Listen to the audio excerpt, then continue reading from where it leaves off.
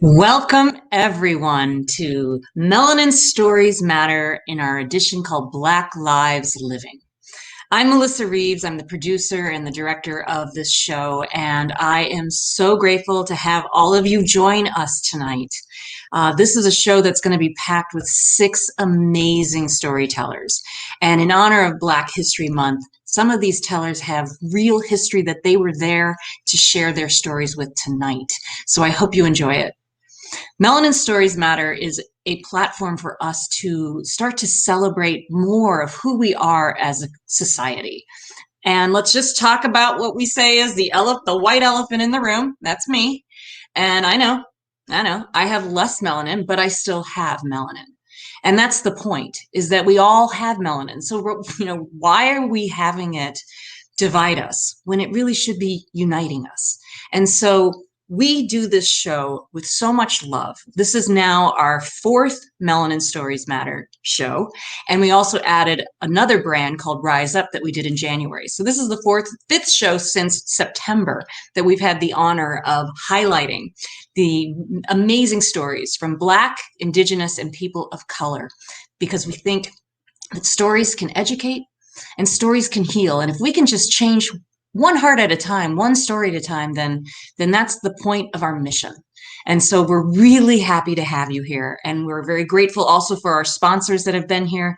So thank you to KNKX, our NPR station, and YP Media, Story Jam, BJG Consulting, and Visuals by K. We can't do this without you. So thank you again for your support. So let's just do a little housekeeping for now. The chat bar. That's where you can chime in and share your comments as you're listening to a storyteller, because you guys, these stories can be tough. They can get to places emotionally, and it takes a few weeks to really curate a story that fits in a 8-minute time frame. And so when you give the love in the chat, that's really, really, really appreciated. Unless you're a troll, you will get booted out really fast. So if you're a troll, just leave now. Just go. We don't need this. We are here in a place of positivity. So thank you for again being here. We're also raising money. So this platform also wants to help highlight organizations. So tonight, a portion of the proceeds will be going to the National Association of Black Storytellers as one of our key charities. But there's also a few others that are dear to some of the other storytellers, and you'll highlight those. And so if you feel giving, and even if you give $3 or $5 to one of the organizations, it starts to add up, and we do appreciate it. We're also, if you like what you're seeing, we have a tip jar, and it helps us fuel the program and tip our beautiful storytellers. So that will be coming up as well. And we have 2 acts. So there'll be 3 storytellers per act. Then we're going to take a little about 5-minute break, and you'll hear some incredible music from Legendary, who is supplying the sounds behind our intermission cards. And then after that, we'll start with the second half of our show. After the show, you are more than welcome to stay and ask questions. We're going to bring the entire cast up, and they're just going to talk with each other. But if you have a question you specifically want to ask the entire group or one particular storyteller, you just put it into the chat and we'll bring that question up across the screen. So again, we're really happy to have you. And this place, this is our living room rally, our living room activism, our living room way to make social impact positive. So when you're listening to the storytellers, look into that camera, because those are their eyes, and listen. Let's listen so that we can keep continuing to open up our hearts and unite with our melanin. All right, so let's start with our first storyteller.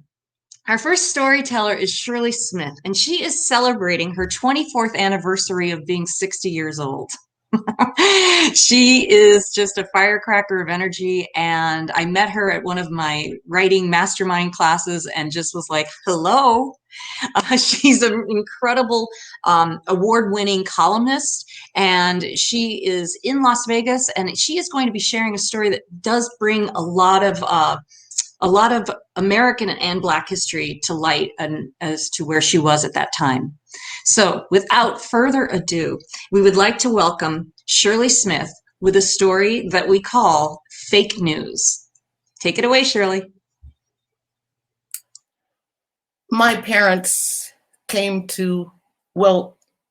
left the South during the Great Migration, landed in California, Southern California, Los Angeles. This was their promised land, not just theirs, but others, Blacks, who went west. My parents somehow or another decided, I don't know whether it was on purpose or just because they were in the promised land, they had a unique way of raising their children. I had no concept, absolutely none, that there was any conflict in terms of Blacks and whites. People were just people. I was taught. I went to piano lessons, violin lessons, Philharmonic concerts on Saturdays. I didn't know there was anything called the blues or jazz, that there was Billie Holiday or Satchmo. Once, only once, I said to my mother that somebody had called me the N-word. And my mother's reaction was, "Now, Shirley, if someone said, 'Hey, dog,' would you think they were talking to or about you?" So that was my preparation for life. When I was about 10 years old, my sister and I were sent by train to visit our great-grandparents in Topeka, Kansas.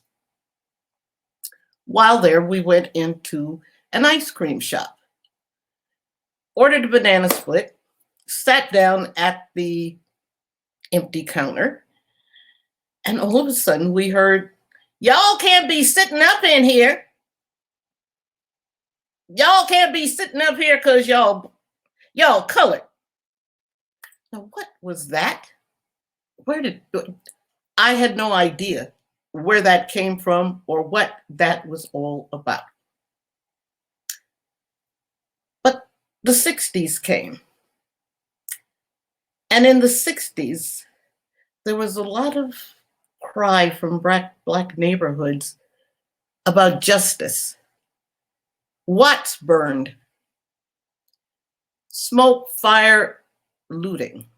This was very unsettling as I sat comfortably on my couch watching TV news. Very unsettling listening to "Burn, baby, burn." I couldn't comprehend. Later, I saw a photo. It wasn't the news, but I saw this photo of a woman, a mother, who was in a burning and looted store with her barefoot toddler trying shoes on the child. This was unsettling. Soon following the riots, news reports focused on these horrible people, these ruffians, these malcontents who wore black leather jackets and black berets, the Black Panthers. Well, they held meetings in various assembly halls in Los Angeles, and I thought to get up off my comfortable couch and go hear what the brothers had to say. So I went to the Los Angeles Sports Arena where they were assembled, and I listened. I heard Eldridge Cleaver, I heard Rap Brown and others, and then I drove back home. And when I turned on the TV news was not telling me what I had heard. The TV news had another spin on who the Black Panthers were. Now, in all of this, there was something not quite right.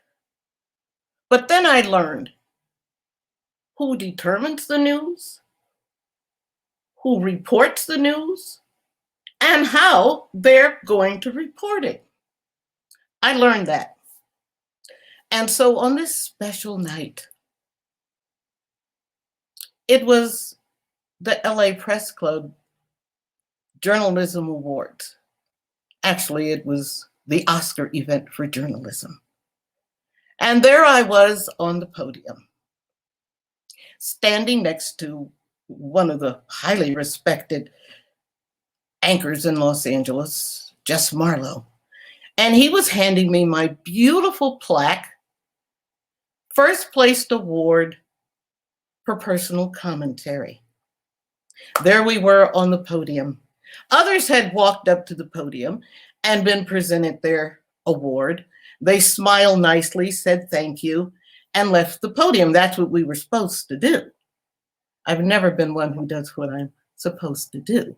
So once I got this gorgeous plaque, I leaned into the mic. And Marlowe kind of stepped back a bit, not recognizing what was going on. And I leaned into the mic and I looked out into the banquet hall, the USC Town and Gown room. And I said to the over 300 journalists assembled, I guess they would call themselves the best and the brightest of Los Angeles. I would call them just the whitest. I leaned into the mic and I asked them if they really believed that they represented the diverse city of Los Angeles. Well, of course, they didn't answer. They didn't need to answer because they didn't represent us. I said more, but at any rate, I left the podium, made my way through the crowded banquet hall, passing now sort of, I don't know whether they were uncomfortable, but they didn't want to look me in the eye. I passed them all, having said what I needed to say and had wanted to say for years. And I often said it in my column. Got to my table, filled with staff from the newspaper where I wrote, who stood and gave me a standing ovation. So we're now in 2021. From the 60s, I learned who I was. Who's learning who they are now? Fortunately, we have cell phone video. And while we may complain about social media, we have found that we have other people being able to report what the real news is in their community. So while the 60s had impact, what is it we can learn from 2021 when it comes to news?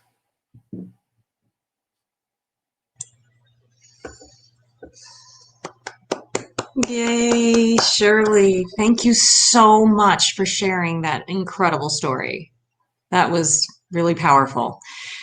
Do you still, can you still feel that moment up on the podium when you laid it out, handed them their on the platter? Well, I feel it every time that I have to lay somebody else something on the platter, because it's very essential as Black people that we confront. Do they call it something to power? Yeah. You just can't let people run wild, and the press does that. What do you think, like as someone of your experience and of your age, what do you want to say to us as we're looking at the press and what we're seeing, especially in these last 5 years, and from what you've seen in your past? What's the one thing that really you want to say? It cut out a little bit, so I just want to give you that chance to make sure that we hear how you're reflecting. I think it's really important that people learn to think. And therefore, just because they hear something, my grandmother used to always say, it was a fact because I read it in the paper. That's what the paper stated. You have to recognize, I look at Fox News as often as I look at CNN. And that tells you something really strong about, are we getting news or are we getting opinion put into a news pattern? So it's important to think. Yeah, I fully agree. And you had an opinion column, right? That's what you were. I was for 40 years an opinion columnist. That's a privilege on an editorial page of a very conservative white Pasadena paper.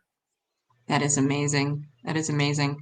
What's one story? That's one story that you're like, yep, I wrote that and we got some letters. Well, I got letters for all of them, but I guess I'm a troublemaker and I'm happy to be a troublemaker. Love My that about mother you. even wrote to the editor to complain about columns that I wrote. And Your mother? My mother, that's a very funny story. But yeah, that's what it is. When you share your opinion, then you have to be ready for people who don't agree with you, and they shouldn't agree with you if they don't, and they need to speak up. And I think that is the function of being able to present your viewpoint. Yeah. Because other people learn from it, disagree with it, and you have dialogue. And we don't have that anymore. That's why we're Fox News. Well, and respectful debate, like, that's why I warned at the beginning. I'm like, if you're a troll, lead. This is about being respectful to each other. You can disagree, but be respectful. And so, yeah, that has really run rampant. But thank you. That was an amazing story. You delivered it beautifully. And guess what you get to go do now? Relax. Thank you. You did it. Thank you. So go relax, and we will see you at the end of the show when we're going to bring everybody back up. All right. Ladies and gentlemen, Shirley Smith. Yay! Go ahead and comment. Wonderful. All right. So our next teller is someone that I met only a few months ago. I was doing a show that we called Rise Up. It was our Martin Luther King show.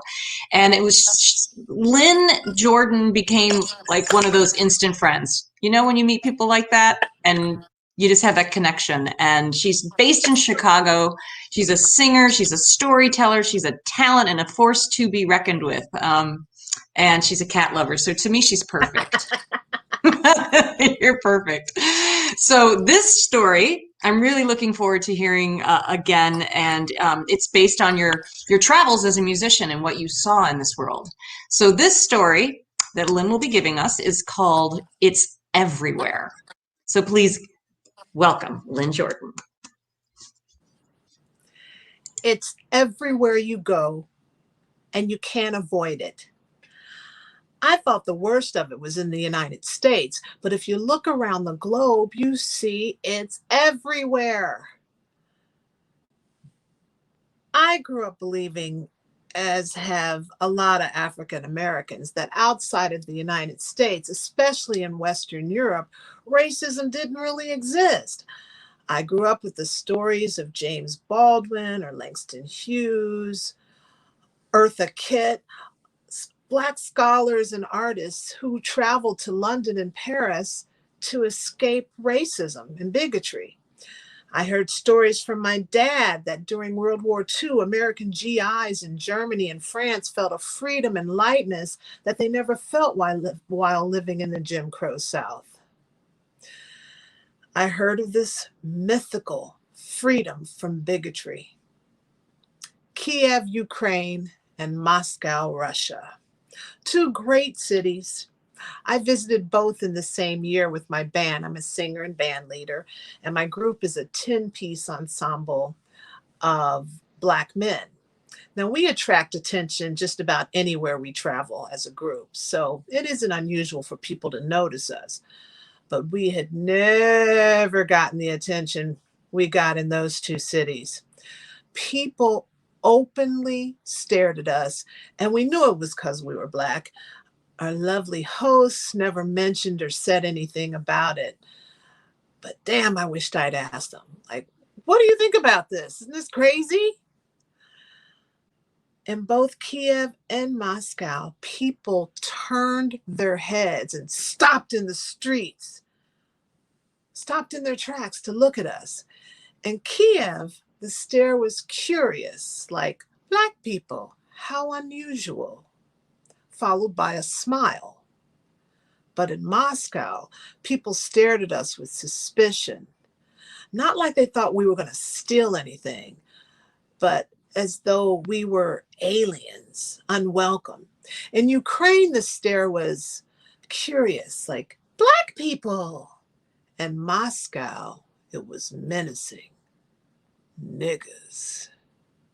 That was my first indication that not everyone in Europe was as welcoming as I fantasized in my youth. Paris, France, ground zero of my racism-free illusion. I'm in an Uber. Barack Obama was in office, and my African driver, upon hearing my accent, says, you're American. Congratulations. And I knew exactly what he was talking about.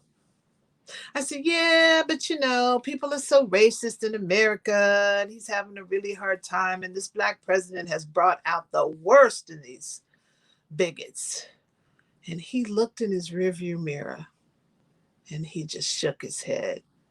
You Black Americans don't know how good you got it. You're spoiled. And I'm like, excuse me? And he goes on.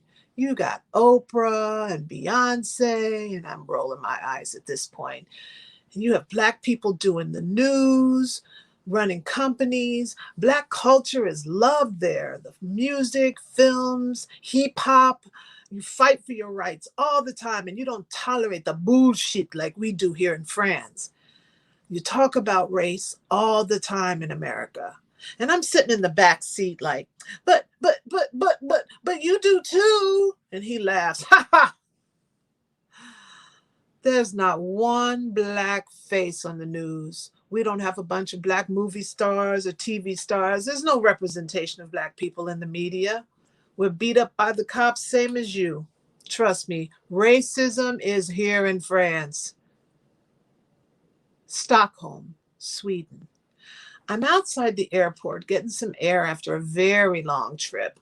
I'm standing next to a white man, and he recognized my accent. And he says, you're American, Barack Obama. I roll my eyes on the inside, and I immediately start with a bunch of mumbling. Well, he's not going to be able to get anything done because it's so racist in my country, blah, blah, blah. And at the same time, he says, only in America could a Black man be elected president. It's a wonderful thing. You amazing Americans. And I'm like, that's not true. And he looks at me and says, do you see a Black president in Sweden? England? How about France? How about Germany? Ha! Never. Food for thought, because I never thought it could happen here either. London, England. I learned about racial discrimination and inequality in London from my Jamaican friend, Sarah. She remembers the police oppression of the Caribbean neighborhoods in the 1980s. I just didn't know about it until I went to visit her in 2005.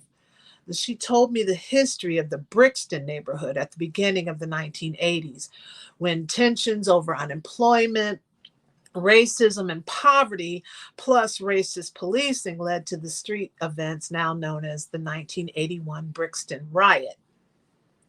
Eddie Grant, recording artist, wrote a popular song in response to that. Violence in the streets, oh no, oh, we're gonna rock down to Electric Avenue, and then we'll take it higher, oh no. See, what I figure is small numbers of people of color are fine, but a big migration of folks showing up with their weird food and foreign language and dark skin, well, that aren't controlled by slavery like we were. Forget about it. So this hatred and suspicion of dark skin is universal. There's always somebody hating somebody because of the color of their skin. And there's really no way to make people have empathy and tolerance. The fight for equality and acceptance is unrelenting on so many levels. In the US, we fight for justice, and sometimes in other places in the world, they take our lead. The fight has just begun, or it never started yet. It appears that we Americans are ahead of the game in some places, and unlike indigenous folks, we weren't eradicated. We united next to our enlightened allies, and we fought for our rights to civility and kindness. We demand a discourse on race. And though many whites hate and resist it, oh, the race card. It's always about race with you people. many have had their eyes opened. And as long as any humans among us suffer under oppression, none of us are free. So we cannot stop. Slavery, Jim Crow, Confederate flags, the Klan, the Proud Boys, police brutality, the US Senate, the fight, the demand for equality will never stop. Never. Things change and things remain the same. It's tiresome, but the dream is never ignored, nor left to wither and die on the vine. We Americans. The journey goes on. And I'm good with that.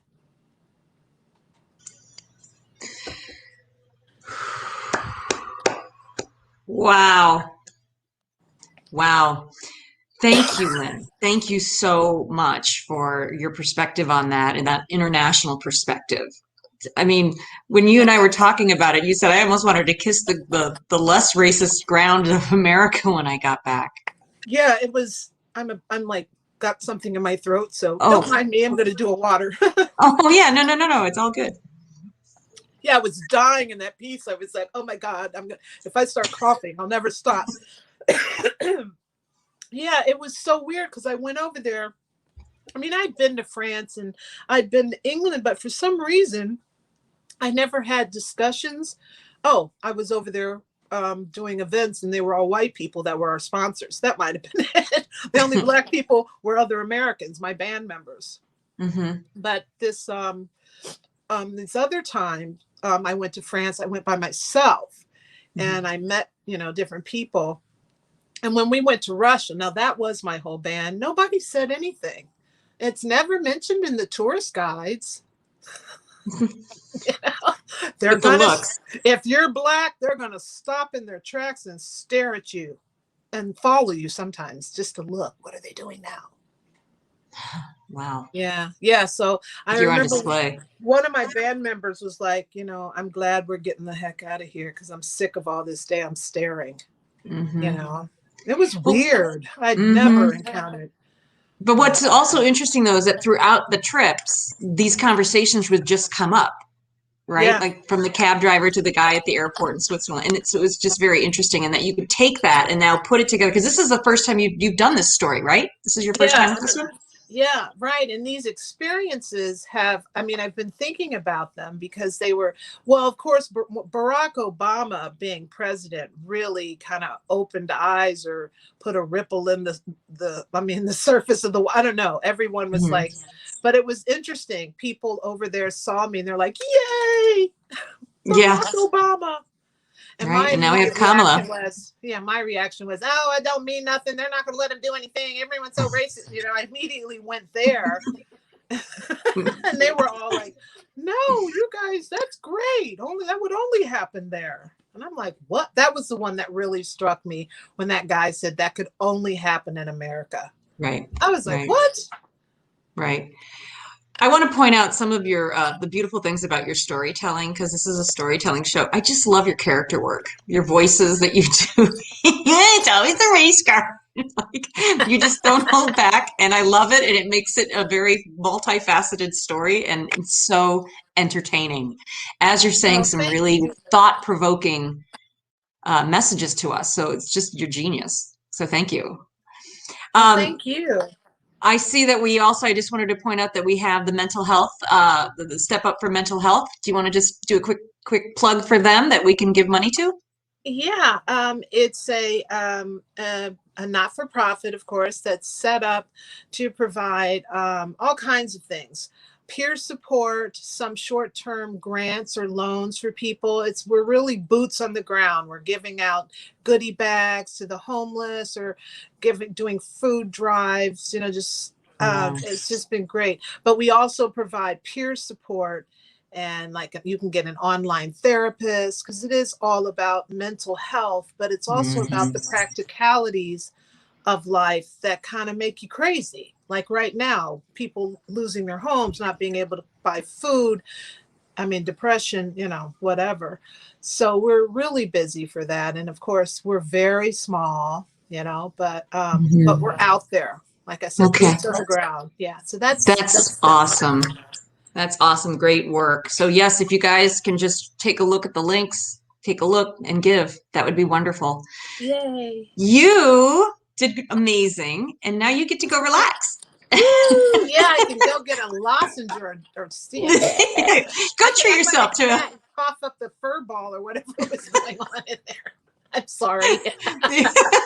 She's a cat person. This is what happens. We talk about these things. All right, my friend. Bye. See you soon. Bye. Okay, Lynn Jordan from Chicago. Awesome. Okay, our third storyteller for the first act is no stranger to Melanin Stories Matter. When we first started the show, I started just searching for storytellers in the world, and I found Dr. Ray Christian on Facebook. And I started listening to his podcast, What's Ray Saying? And his Black history knowledge is amazing, but his voice, you just want to listen to him all day long. And he is a hell of a storyteller. He's a master at it. He's won several Moth Slams, the Moth Slams, which is an NPR show, as well as just about every other storytelling podcast that you can hear. You'll oftentimes hear Dr. Ray Christian. He's become a great friend, and he's also, thank you, he's on our advisory board for Melanin Stories Matter, and just a dear person. This story goes back a long time, and we call this story Snatchin'. And without further ado, please give it up for Dr. Ray Christian.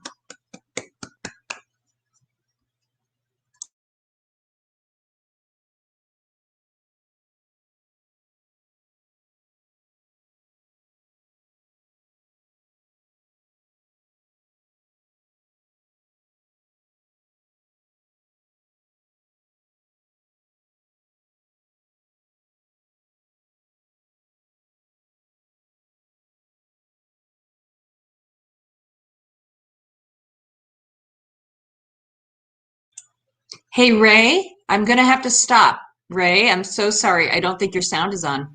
All right, I can start again. Okay, yeah, that's just a do-over. It happens in the land of internet. Go for it again, my friend. No worries. So, when I was a kid, food was love in our house.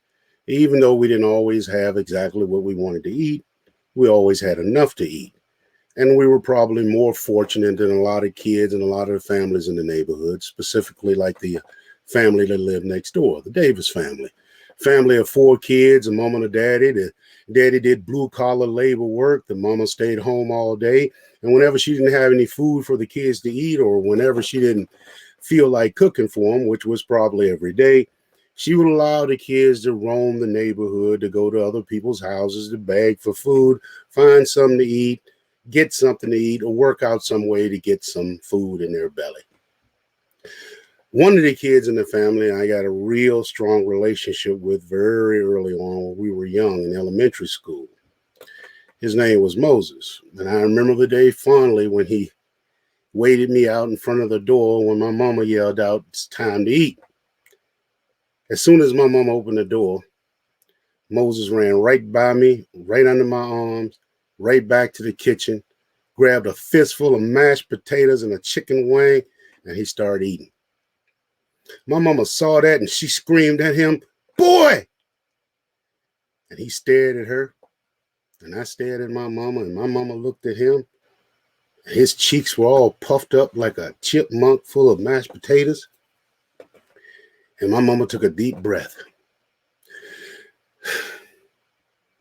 And she said, "Boy,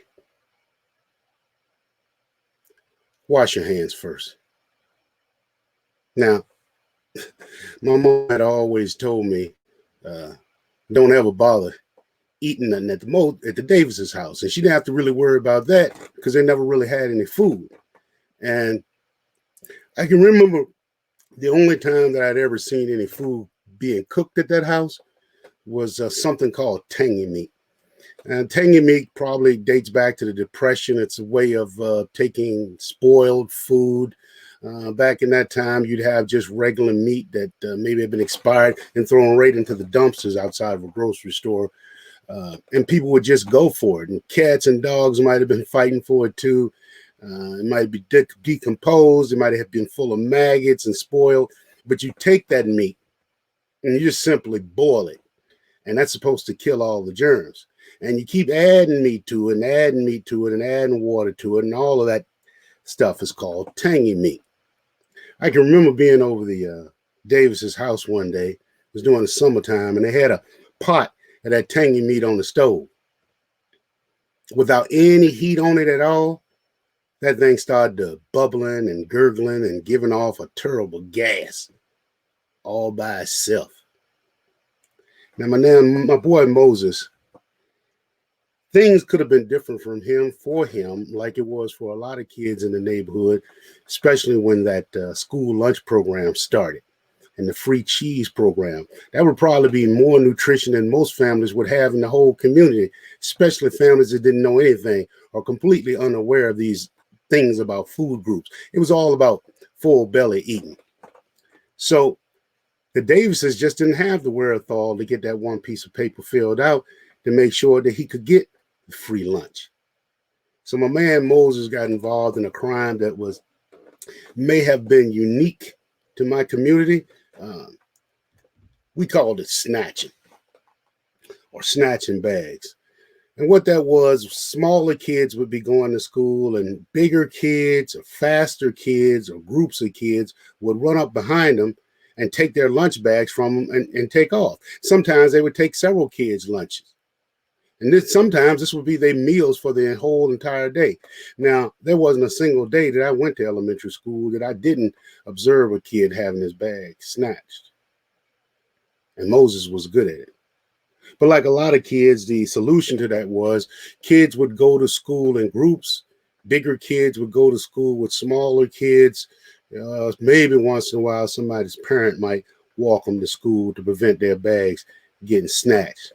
Now, my boy Moses, when we was about in middle school, I can remember I let him talk me. Well, it was my decision, but I let him talk me into stealing a peach out of the grocery store. And as soon as we ran out of that grocery store, Moses immediately started eating his peach. My boy took about 5 steps and his eyes got real big and he started waving his arms all around, but he wasn't saying anything.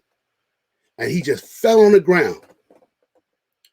And as soon as his chest hit the concrete, a big old chunk of peach flew out of his mouth.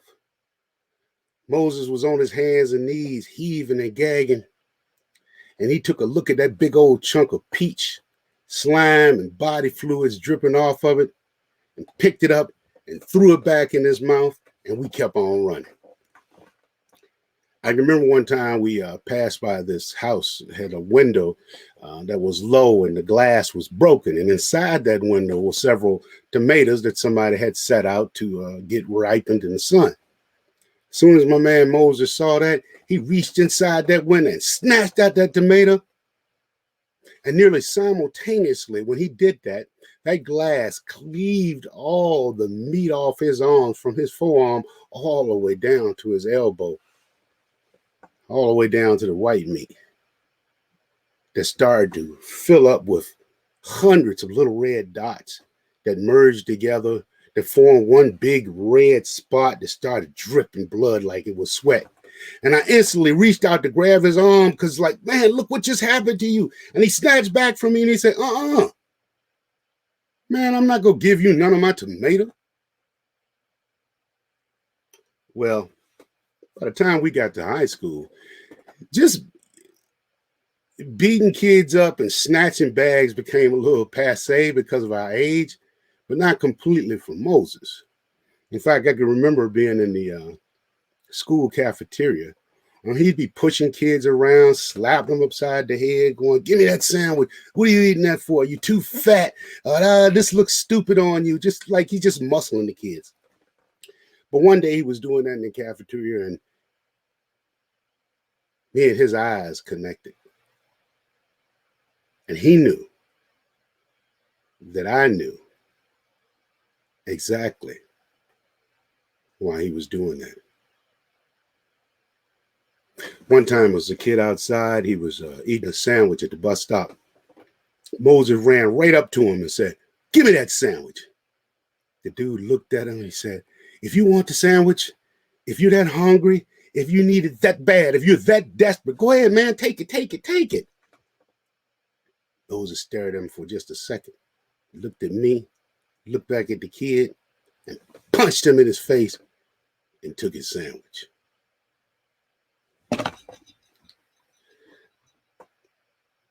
I wouldn't realize, though, I couldn't have realized right then and there that my relationship with Moses was going to be coming to a short end. One day when he was late to school, too late coming to school to acquire his usual breakfast. And at the same time, the young school teacher, a white school teacher, was showing up to school late, arm full of books, wearing heels and her lunch. And she ran into Moses. Moses attacked her, pushed her down, took her lunch, ran off. Didn't take him long to catch him, have him charged with assault, attempted rape, and robbery. His attempted rape was pretty much a default crime for black men. If you had any contact with white women, no matter what it was, you could never touch a white woman without that crime. Why wouldn't a black man want to rape a white woman? So people all over the community were starting to be outraged and talk, what kind of animal could do something like that in broad daylight? But I knew what type. A hungry one. Because food is love. But hunger will turn you into an animal.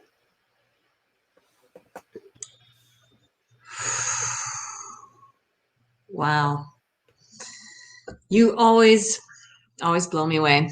Ray, thank you for that. I'm sorry about the mute tech, the world of tech, but we got you back, and that was a beautiful story. The cat food image of the cat food tuna in the back. You know what? Did I even mention that in this version of the story? You asked me about it, but I don't even think I mentioned it. Did I? Well, there it is.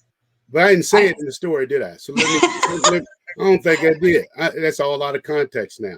So well, every time we tell a story, it can be a little different. That's it can be a little different, but just in case I didn't, I said that also back during that period of time, it was legal for in black neighborhoods for them to sell animal food and human food in the same places. And occasionally you might see Star-Kissed tuna right beside cat tuna for maybe 20 cans for $1. And I went on to say that we knew that the Davis's family had hundreds of cat food cans behind their house, but they never owned a house, a cat. So give that some context. Yeah. We got the picture up, and I didn't even talk about it. Cat food, eating cat food. I knew people who ate cat food. That's okay. That's why we can come back. That's why the interview is there. Okay. No worries. What happened to Moses? He went to prison. I never saw him. How long did they put him in? I'm sure he did more than 25 years, and he probably got out and committed another crime. And the thing is, I knew probably 25 men and boys just like him. So it wouldn't have been, he wouldn't have been unusual or striking in my community. Everybody knew Moses. Some of them grew up, and some of them didn't make it to past elementary school. Mm-hmm. Yeah, I mean, you when you were telling it, I could see you becoming Moses. Your eyes would change a little bit. Just the subtleties of your mastery in storytelling was there. Wow, Thank you. And I know that you are also a fan of the National Association of Black Storytellers as our fundraiser. That's right. All right. So please give to them. Thank you, Ray, very much for all your support and your guidance too as a part of our advisory. So go relax. Go relax. You did great. Thank you. All right. Well, we hope you enjoyed the first half of our show. And we're going to take about a 5-minute intermission. And I really love for you to pay attention to the music from Legendary. And I want to thank my friend Stacy Heller for introducing us to Legendary. He's really amazing. And so go get a refreshment, go get a snack, go do a bio break. You know, it's your 5 minutes, take it. And we will be back in just a few minutes and enjoy our intermission. Thank you.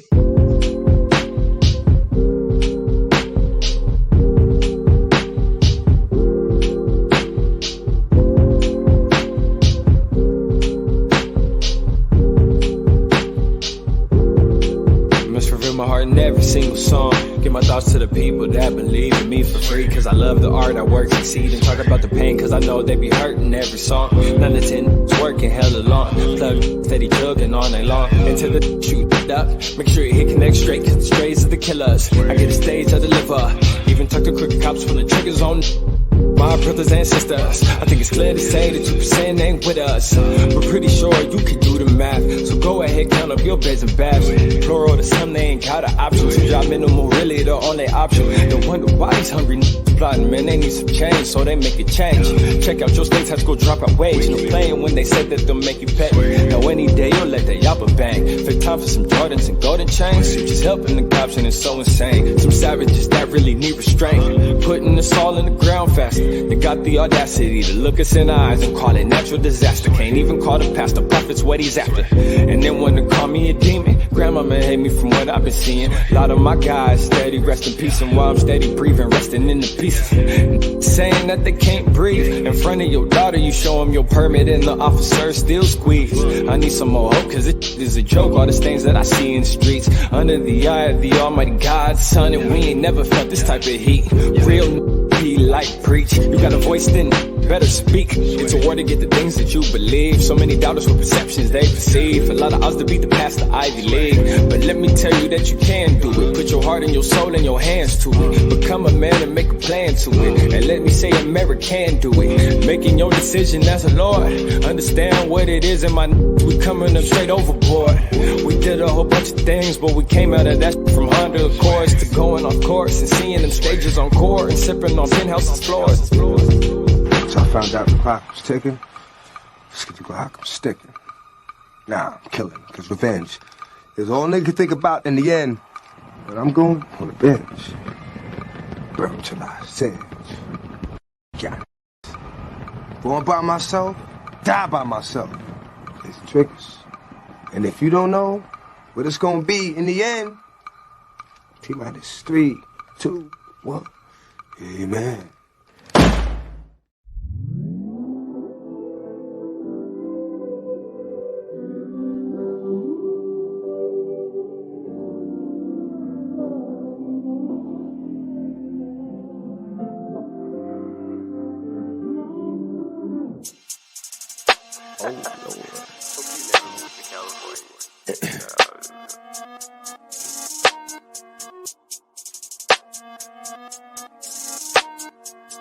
Look, yeah. I was making my way through the city, out in the town, had a couple with me. Heard some shots being fired so loud in my ears, and could've swore that they hit me. Had to duck and move it quickly, or probably would've caught 9 like I'm 50. Got away slickly, but revenge was on my soul and guns wasn't empty. Got back and had a sip of Henny, ski masked up with my Kenny. Long story short, found them out west lacking, and we really wasn't friendly. You had a war, but I had many. Won't go in retail, I ain't talking Fendi, I ain't talking truck when they yelling send me. I ain't talking Santa when they in your chimney looking for the naughty of the nice. If you owe some cash, then you'll pay the price. Trill just a matter of my life. I swear you're really either staying on it or you're starving for the night. My working, flipping hell away, talking state to state via license plate. Come back with a couple racks in our face, then smoke a couple blunts to the face. This is that wicked procedure. Nah, little, I don't need you. Uber the lever. Ain't no playing that. Cheaper to keep her. Once I hear her say, daddy, go deeper. Swear that this beat straight banging your speakers. You tweaking tough to think that you could beat us. You like a fetus. Crash dummies if you ever try to see us. I be praying to the Lord, but I'm still on that trail. It's been a couple years, swear, but I still wanna kill. I be praying to the Lord, cause nowadays it don't feel. I be praying up to God, but I swear it's like he don't hear. So I'm hoping that you pray for us, and I'm hoping mama pray for us. Really hoping you could pray for us, cause the struggle got a hold of us. So I'm hoping you could pray for us, and I'm hoping mama pray for us. Really hoping you could pray for us, cause the struggle got a hold of us. Bow your head, bow your head, bow your head, bow your head, bow your head, bow your head, bow your head, bow your head. My really don't give a f. Some really slang dope and hold pistols up. Some really keep activists in their cup. Some really done got all their muscle up. A lot done kept all their trouble up. Really flipping them jugs and doubled up. Just showing the ropes like a double dutch. Really can't lie, need Jehovah's touch.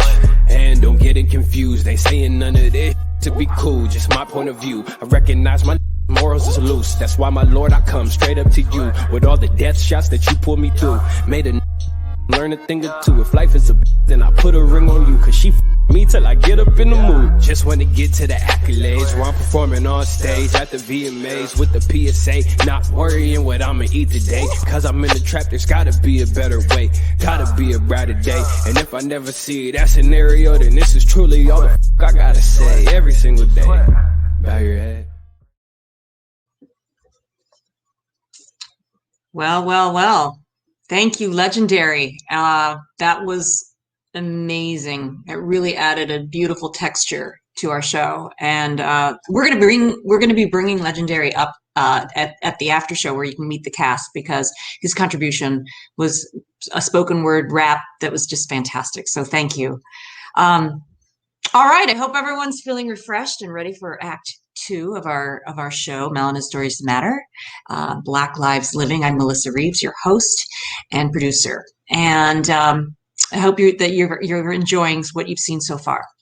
So our first storyteller of Act 2 is a very dear friend of mine. He is an internationally known and awarded Toastmaster and storyteller, and a very good friend of mine. And he's very tall with a very short name.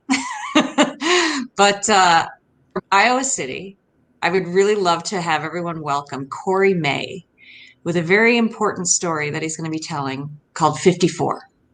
Okay, take it away, Corey. I'm 39 years old when I confront my dad's killer. It's a day of reckoning, 28 years in the making. I hate you, you son of a bitch. It's time to fight. I remove my clothes, swallow the Vicodin, and drift away. It's 2006. I'm married with 5 children, and this is my first colonoscopy. Most people have their first colonoscopy at the age of 50. Not me. I'm lucky because I'm at risk. For 28 years, I've put this off, but this is real. This is visceral. This is in my gut, like the creature from Aliens. It's now the summer of 1978. I'm 11 years old. Mom and Dad call my older sister and me up to the living room to sit on the red patterned couch. They look serious. They never do this. Dad says, I have cancer of the liver and the colon. I might have 2 weeks, 2 months, but not multiple years. Now, More words come around me and I grab some of them, but I look down at the patterned couch, the red patterned couch, because this is where Daddy and I watch professional wrestling on the weekend. It's our time. Channel 7 on Saturdays, Channel 8 on Sundays. How am I going to go on without my tag team partner? I react to Dad's news on gut instinct. Fight, flight, or freeze. Fight? I can't fight anybody. I'm too little. Freeze? There's a part of me that freezes emotionally at 11. Flee? I run toward my hero, Mr. Spock. He's cold, analytical, and safe. I can't feel anything.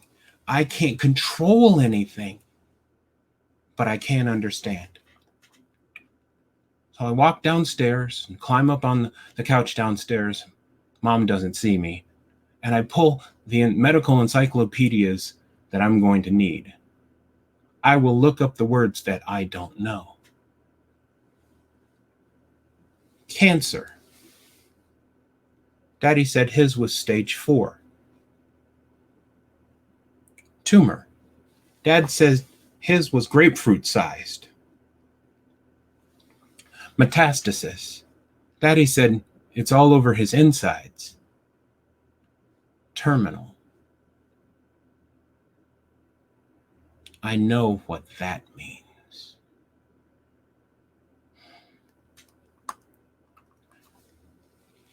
I can't feel anything. Because if I do, I'm going to die. My only question is, why my daddy? This has already been a difficult year. My best friend died in a car accident before 6th grade started. Daddy's dying now, and I won't know it just yet, but my 6th grade teacher will commit suicide with a self-inflicted gunshot in just a couple of months. He stepped in as my surrogate dad and mentor while Daddy was dying.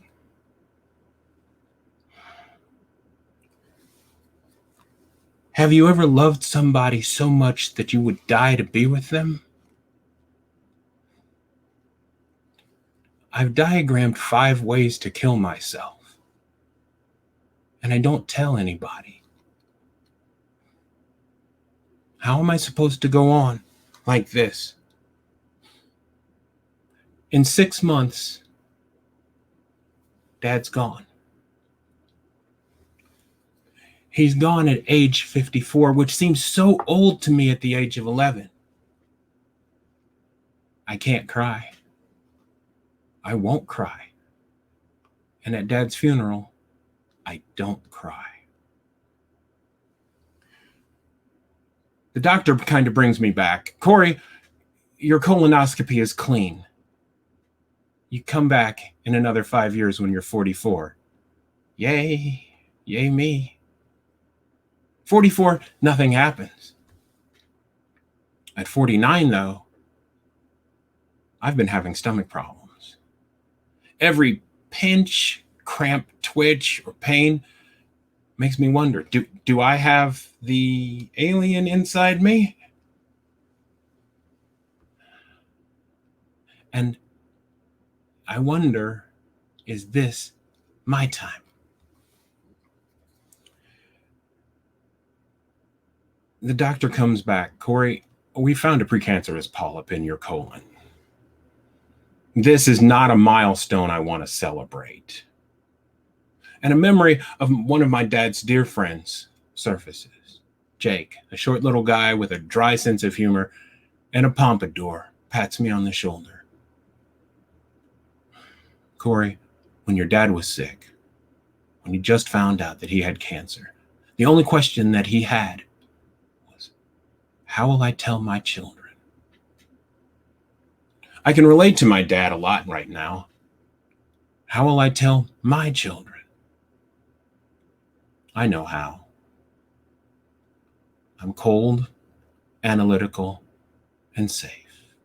I only tell my oldest two children, 19-year-old Madeline and 20-year-old Xavier. Kids, the doctors removed a precancerous polyp from my colon. Madeline is silent. Xavier, ever the optimist. Isn't that a good thing, Dad? Yes, yes it is. But on the inside, I know that they don't understand my fear. And my inner 11-year-old is screaming. Is the alien still inside us?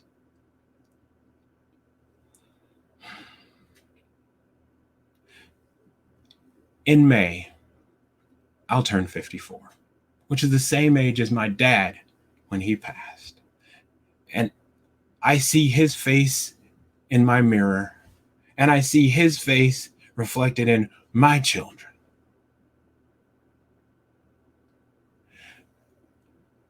I'm tired. I'm tired of carrying the emotional baggage of my friend's death, my dad's death, and my 6th grade teacher's death. I'm tired and I just want to set this weight down. It's hard to hug my children when I'm carrying this stuff. I want to be closer. I want to be the dad that I could not have. Kids, listen. When I reach 54, our lives will start all over again, I promise. This is not my finish line, okay? I have everything to live for. I'm saving for both of my daughters' individual weddings. Xavier's engaged now, and I'm gaining a daughter-in-law. I will attend 4 college graduations within the next couple of years. And when Xavier and Jude are ready, I'll be there as a granddad. Family vacations, Sunday dinners, I want it all. It's time. It's time. It's time for the 11-year-old who couldn't feel to find peace and finally heal.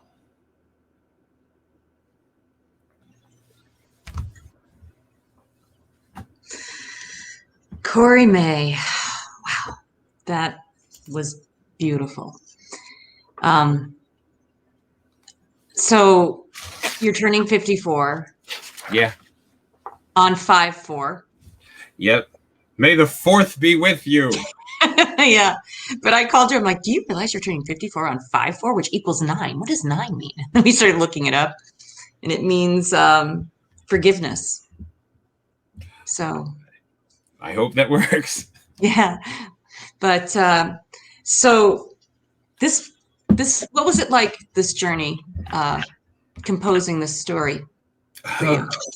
Well, it was difficult. It was difficult. There are times during this when I wish I would just drop a live belt sander in my lap. It was painful, but it started to it made me heal up a lot and confront some things that I had not ever confronted. I'm glad that this is over, but at the same time, I'm glad that I had the opportunity to get there. Because again, there were a lot of memories that I had not processed, and this was a wonderful way to do that. And again, just so you know, I still watch professional wrestling. And I hope Spock too. Big Star Trek fan. Big Star Trek. Yeah. Well, I mean, I was honored because, you know, it's when these stories are tough, it's nice to have people that you can be around to help you get through it and craft it. And it was an honor. There were those moments where we had to take a deep breath, go in there. And you're like, okay. And you went in and you did it, and you have crafted a beautiful story. And I bet you'll be telling this again in other formats. I think so. Yeah. Yeah. So I know that you're also a big fan of in fact, you were the one that told us about the National Association of Black Storytellers. So again, thank you for that idea. And congrats. I want to hug 11-year-old and 54-year-old Corey. You have a lot of friends that love you. So congratulations I'm on humbled sharing by this. all that. Yeah. Well, now you can go relax. Yay! You just get to talk at the end now. Yeah. All right, Thank my you, friend. Melissa. All right. Thank you, Corey. Okay. Yes. So storytelling can cut to some places that you hadn't looked at in a long time, and that was a good example of them. But even with Lynn's story, she was thinking about these things for years and finally put it together in a story that had a calling. So this is why I'm a storyteller, and I love it, and I appreciate what we're seeing tonight because I know how raw it can get sometimes. So congratulations. If you're happy with what you're seeing and you want a tip, that would be really great and thoughtful. All right, our next storyteller was referred to us by our friends over at NPR at KNKX, and Melanie is quite the accomplished writer. You have been in you're the Salon. You're the critic, the TV critic for Salon. You have multiple publications that you have been writing in, and this is going to be one of those stories that you're going to share. And she's a Pacific Northwesterner, so you got to love that. And it's a joy. So this next storyteller, who is our fifth of our six storytellers tonight, is Melanie McFarlane, and she's going to tell us the story of the Scottish Games. Take it away, Melanie. It's 1995, and I'm just freshly in the Northwest from Chicago. I've moved out here from Chicago, where a lot of people look like me. And I moved to Portland, Oregon, where very few people look like me. I'd taken a job at the Oregonian, working for the arts and entertainment section. And I thought coming out here, having been a DJ in college and studied film and media, that I would immediately begin writing reviews and honing my critic's voice. But I had to pay my dues, and so they put me on the family fun beat, which I found a little confusing because I really am not very close to my family, and all in all, we didn't have much fun together. But I also knew that I could report on anything, and really it was a wonderful educational experience because I got to learn a lot about different all ages events. I reported on international puppet shows and music festivals and different cultural festivals. And that brings us to one week that I reported on the Scottish Games. It was occurring outside of Portland. I don't remember which suburb, but I do remember reporting on it, specifically calling the person who was in charge of them and just finding out about just the details of it.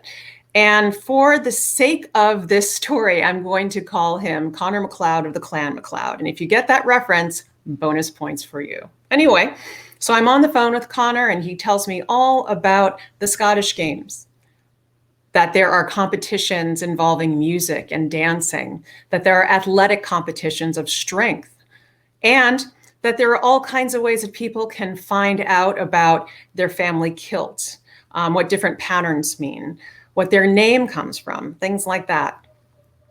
It's a great story. So I write down on the details, and at the end, I do my usual spiel as a reporter, which is saying, thank you very much. And if I have any additional questions, I hope it's okay if I call you. And I thought that was that. But right before we can get off the phone, Connor says, wait just a moment, young lady. Wait. I really think you should come. I really think you should come to the Scottish Games. It's really important to me that young people know about their culture. And I said to myself, well, thank you very much, sir. I really appreciate your invitation, but I'm afraid I have plans this weekend. I was in my 20s, so I probably did have plans. But he was very insistent. He kept on saying, wait, like I said, I really think you could get a lot out of this. It's really important to me that you come. I mean, do you know anything about your culture? Again, we're on the phone. And I said to him, yes, sir, I do. I know plenty about my culture. But again, I really appreciate your generosity. Thank you so much. And again, if I have any questions, if you have anything to add, just give me a call. Well, just wait, just don't hang up yet. Honestly, just answer me this question. Do you know where your name comes from? Actually, I do. I actually know what McFarland means. It means son of Parlan. I know that our family motto is, the Scottish family motto is, this I'll defend. And in fact, the people who owned some of my ancestors knew those things too. But that's not how I got my family name. The way I got my family name, I found out from my aunt. And I remember very distinctly her saying to me in her brilliant, lovely Southern accent, Pleasant McFarland was an asshole. You see, Pleasant McFarland was my great-grandfather. And his father, well, that's an interesting story. You see, his father was married. He's a Scotsman who was married to a white woman who couldn't have any children. And that man also, presumably, raped several of the enslaved people that he owned. And one of them had a child, a boy, that was fair enough to pass. So for a little while, he raised this boy as his own.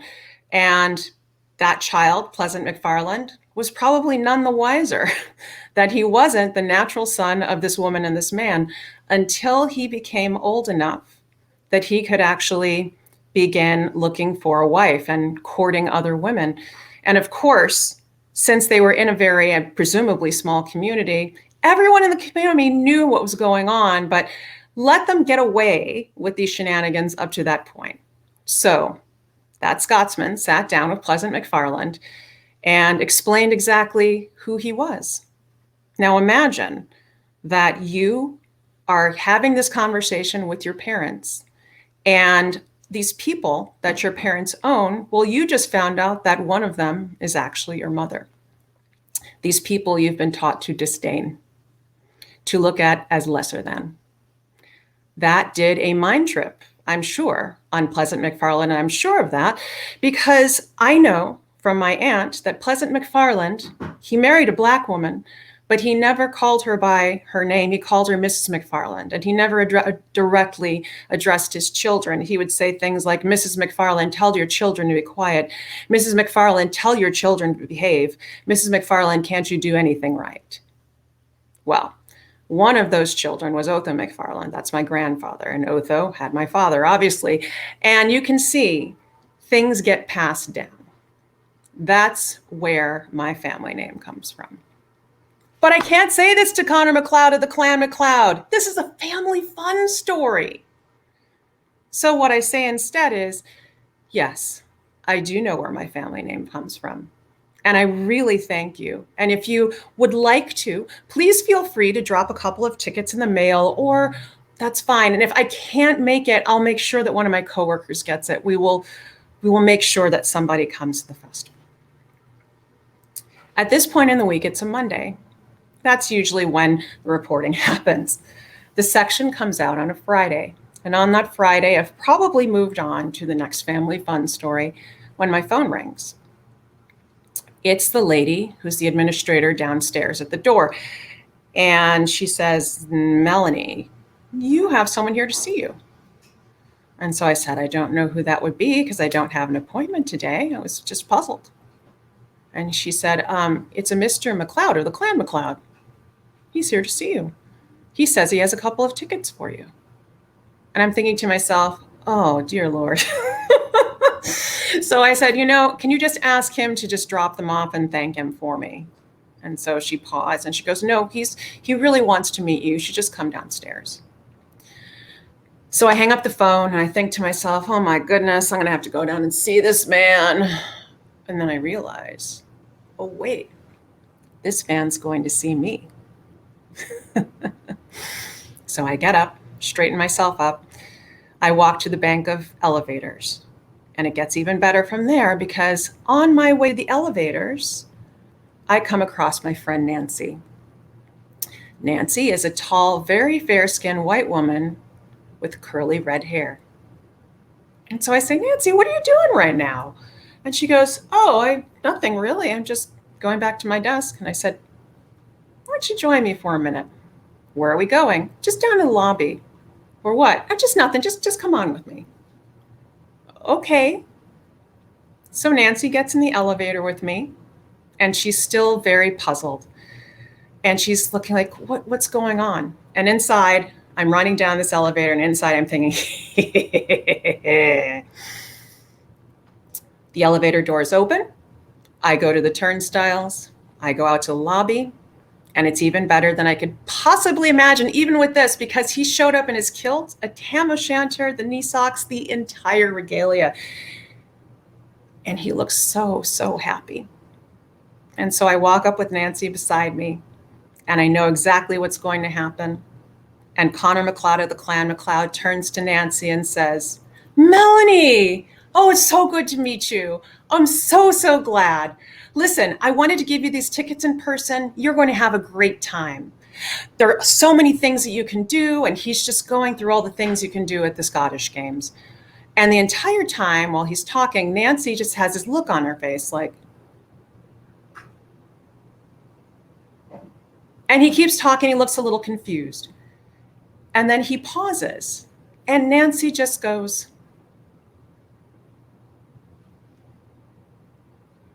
at me. And Connor turns and looks at me and gets a look on his face. And it's the only way I can describe it is, oh shit. It's just a look that just comes up for just a moment, but then it's gone. And he hands me the tickets and he says, well, thank you so much. I really hope you can come. Thank you so much for the story. Really appreciate it. And he walks out the door. And Nancy turns to me, and all she can say is, oh, you're so bad.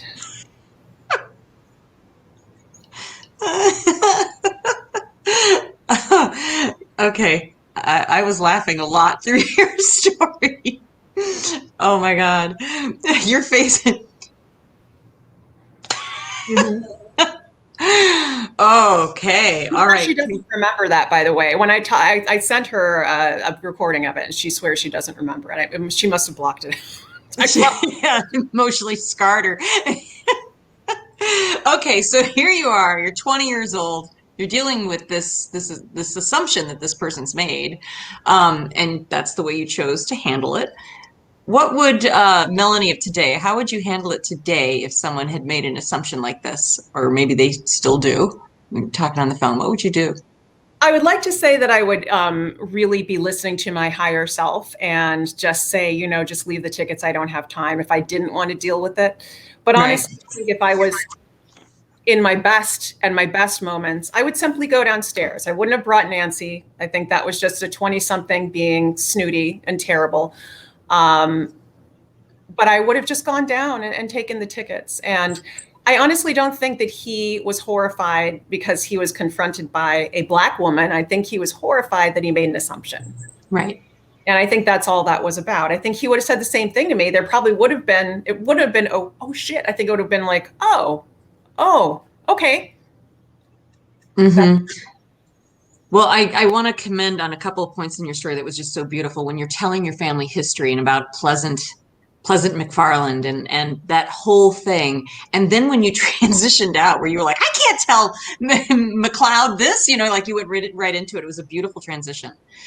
You had me giggling a few times, but very serious at times too. So that's the beauty of storytelling, that journey that you take us on, and you did it beautifully.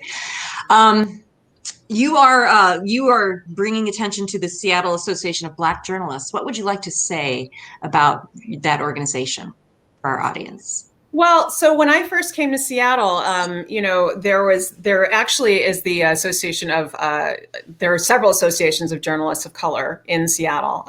Black journalists particularly, there aren't that many of us here. Mm-hmm. But not only that, it's just a matter of making sure that we are bringing the next generation of Black journalists and journalists of color into newsrooms. for the very reasons that Shirley was speaking about earlier. Perspectives are needed on all levels. And I'm a critic in particular, and I feel that I'm very lucky to be in this position to not only have an opinion, but also be able to write about media and write about television. And frankly, it's one of those jobs, and I don't say this in a matter of self-importance, but also just to explain to people when you're watching, maybe take into account what you're absorbing. And I think that having the perspective of journalists of color in those positions is incredibly important. You know, we're seeing it this weekend with the Golden Globes on, you know, right. Be able to like have people who are able to make, you know, champion inclusive voices and champion inclusive stories. Right. Well, at some point, I think you and Shirley need to have coffee together and talk. Wow, that's really cool. Well, you did a great job. Thank you so very much. You may go relax and come back. You guys are like, woo, great work. All right. I hope you're enjoying. We have one more storyteller, but I also just want to thank everyone again for coming out, and hope you like and follow these amazing talents and like Melanin Stories where you see it on social. Michael D. McCarty was a referral from my friend in my storytelling class. And she said, you've got to meet this guy. He has a documentary written about him. And I met him and I was like, oh, please. Michael D. McCarty has been a professional storyteller since 1992. Okay, he teaches storytelling to prisoners in the California system. He has taken it as far as you probably could think. And we have the honor tonight of hearing of a moment. This man is loaded with background, lots of stories to tell. And this one's called The Power of Love. So please give it up for our sixth and final storyteller of the evening for this show, Michael D. McCarty. Thank you. All right. Some of life's funkiest experiences make the best stories. And this is such a story. It was 1988-89. I was going around the south of India, going to temples and ashrams and getting my own spiritual groove on. And some friends of mine and I decided to go to the Sri Aurobindo ashram in Pondicherry in the south of India. So we took a bus, about a 5-hour bus ride. We arrived in Pondicherry. Now, the guidebook says that this time of year, you don't have to worry about making a reservation at the Park Guest House, the main ashram hotel, because it's the hot season in the south of India, 120 degrees in the shade. And the guidebook says this time of year, nobody in their right mind are going to be there but me and my friends. So my two friends head directly to the Park Guest House. And I say, I'll get there a little bit. I want to roam the town a little bit, get a lay of the land. So roam around a little bit, head to the Park Guest House, and I'm walking up the steps to the lobby when this elderly Indian woman gives me a dirty look. And she says something to the man sitting behind the desk. I go up to this gentleman. He says, can I help you? I says, yes, I'd like a room. We don't have any rooms. Keys all over the board, up, down, and sideways. I say, well, did so-and-so and so-and-so check in? My two friends who just happen to be white. He said, yes, they did. Now I'm picking up on something, duh. But I don't want to believe what I'm picking up on because I'm at a ashram, a spiritual place. But I maintain my spiritual equanimity. When will some rooms be available? Maybe in a day or two. Okay, I go check into another hotel. Next morning, I'm having breakfast with my friends in the Park Guest House restaurant. Only place in town with whole wheat toast. I'm a whole wheat toast kind of guy. And there's someone else I know having breakfast who had checked into the hotel the previous evening after I'd been by there. He too happened to be white. Now, I said, well, some rooms must have suddenly become available. So I go after breakfast to check it out in the lobby. There's that woman, the elderly Indian woman who gave me the dirty look. She's sitting behind the desk and she's checking in an Indian family. Now I'm standing off to the side waiting for her to take care of her business when she looks at me and says, what do you want? With attitude.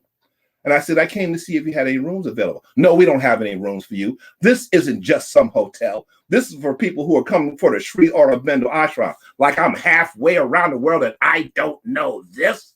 Now I am be old. I've had enough of this town. I had enough of this ashram. I make arrangements to leave the following evening. The next morning, I go back to have breakfast with my friends in the Park Guest House Hotel again, but I am barred from entering and told that I have to go get this person's permission to go in. Now, time out. You're talking about your former 60s militant type. I know how to yell, scream, cuss, and fuss. Ain't done it in a while, but I still remember how. But I maintain my spiritual equanimity.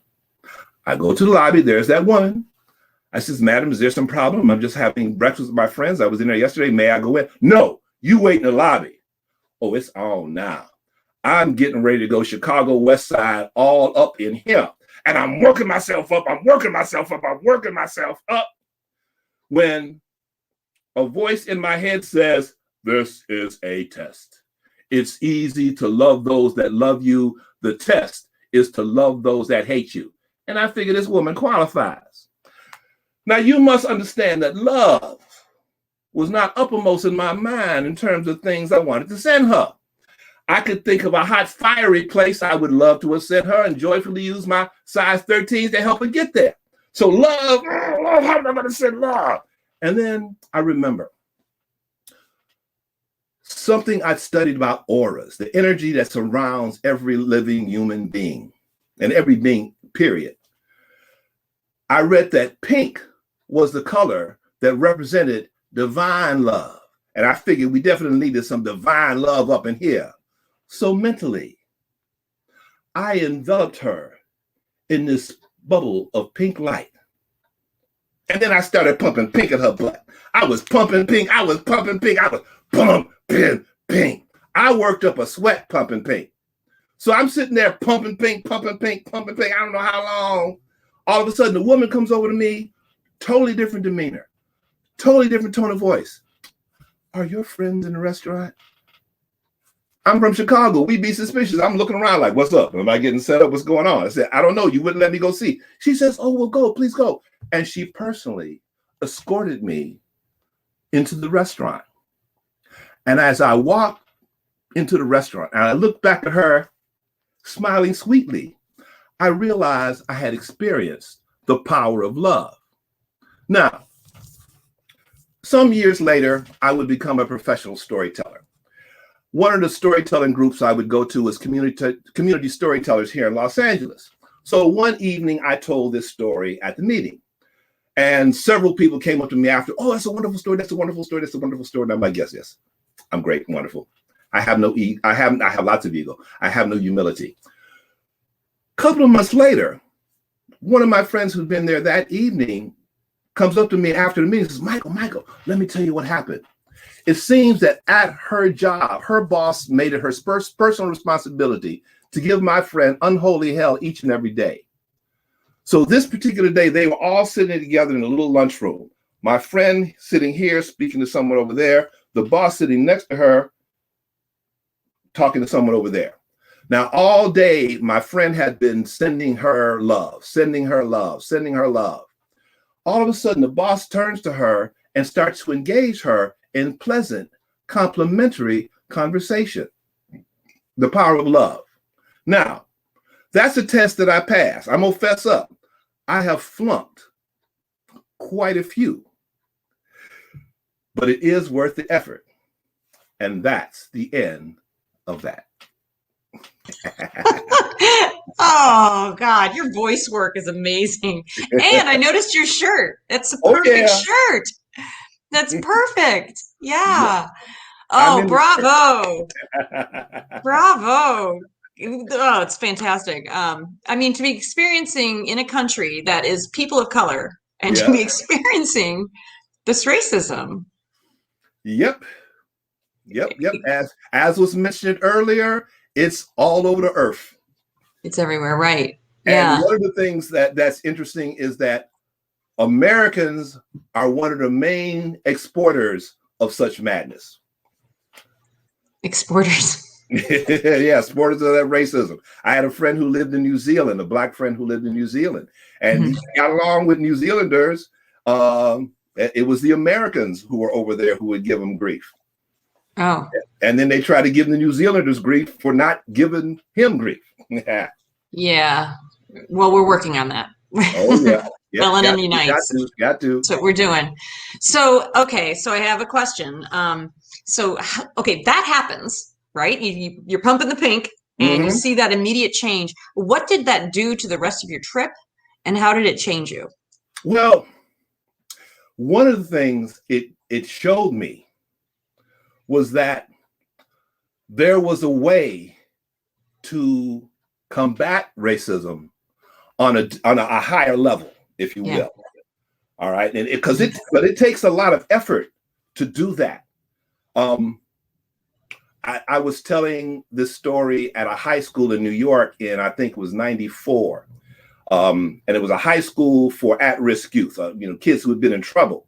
And afterwards, one of the counselors was talking to one of the kids. The kid was talking to me. He was talking to the kid, and he said, "Well, what do you think about what he said about power of love, so the pink thing?"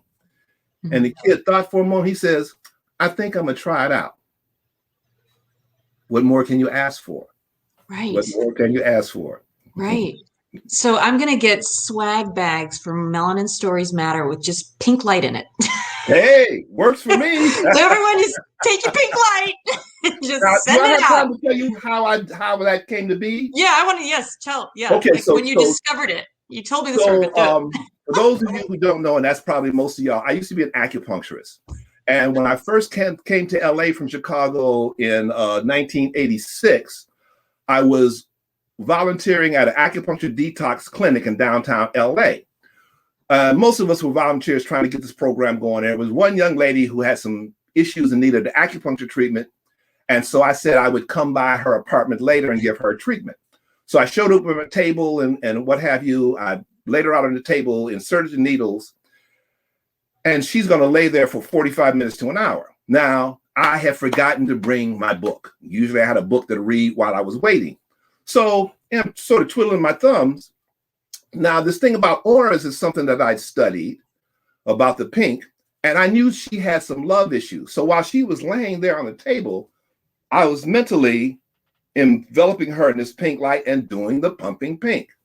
I'm not saying anything. This is just happening. And all of a sudden she says, Michael, what's going on? I said, what are you talking about? She said, there's this pink light. It's all around me. I was like, whoa, whoa, we got something here. Now, like I say, it takes a tremendous amount of energy to do it, because the time you need to do it is probably the time when you don't want to do it because you're pissed. But it's worth the effort. And you just envelop the person with pink light around them. Yep. Just mentally. So you had that experience first. So then when you went to India, you were like getting good at it now. Okay. Well, let's see, which came first? I thought it was.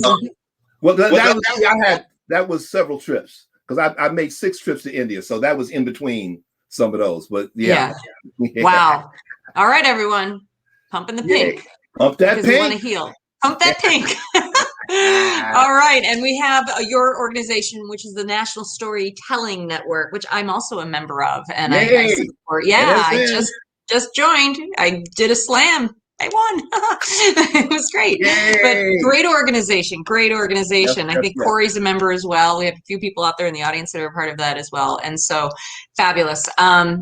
Hey, the more storytellers that we can have in the world, the better the world. The better the world is. Yep. Exactly. Okay. Well, sir, you get to relax for just a second, then I'm going to bring you back. Okay. All right. Go relax. Yay, you. All right.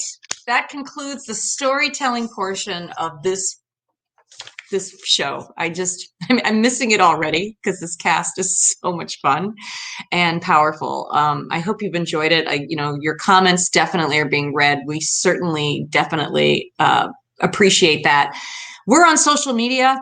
Please like us as much as you can. Tell your friends. We have upcoming shows. Like in April, we're going to be doing a show that's called Environmental Racism. Thank you, Corey, for actually bringing that topic up for us. We are also grassroots, so the tip jar. If you're a corporate sponsor and you like what we're doing, please contact us, because we have big visions for what we can do here as we try to heal the world through the power of storytelling. And I just am so grateful for everyone here. I want to thank the sponsors, KNKX, our NPR station, Brianna Grantham, Dr. Brianna Grantham, who has been landing airplanes. See all this stuff up on the thing? That's Brianna. She's like doing all the dials. We have Christina, who does video photography. She's been there, and I'm so grateful for her. And then also Story Jam and YP Media, our partners we did the Rise Up. And in June, we'll be doing another show together where we incorporate more music into the scenes. And that will be our Juneteenth show on June 19th, obviously. So I loved this show, and I just want to thank, again, the audience, the cast, the crew, all of it. The next show, April, turn around and start this again. But how about we do this? Why don't we now bring up the cast? And this is an opportunity for the cast just to kind of get together, kind of let their hair down. And you can ask questions. If you have a particular question there in the chat, go ahead and just fire it up. We'll create a banner, and we'll just have a few minutes where we can just relax and share what we just watched for the last 90 minutes or so. Okay, look at the cast. All right, now I will say that Dr. Ray was not feeling good. He has come out of surgery this week, so he did that story for us, and he was not feeling very good. So our blessings to Dr. Ray while he's healing. Yes, please. Okay, how y'all doing? Whee!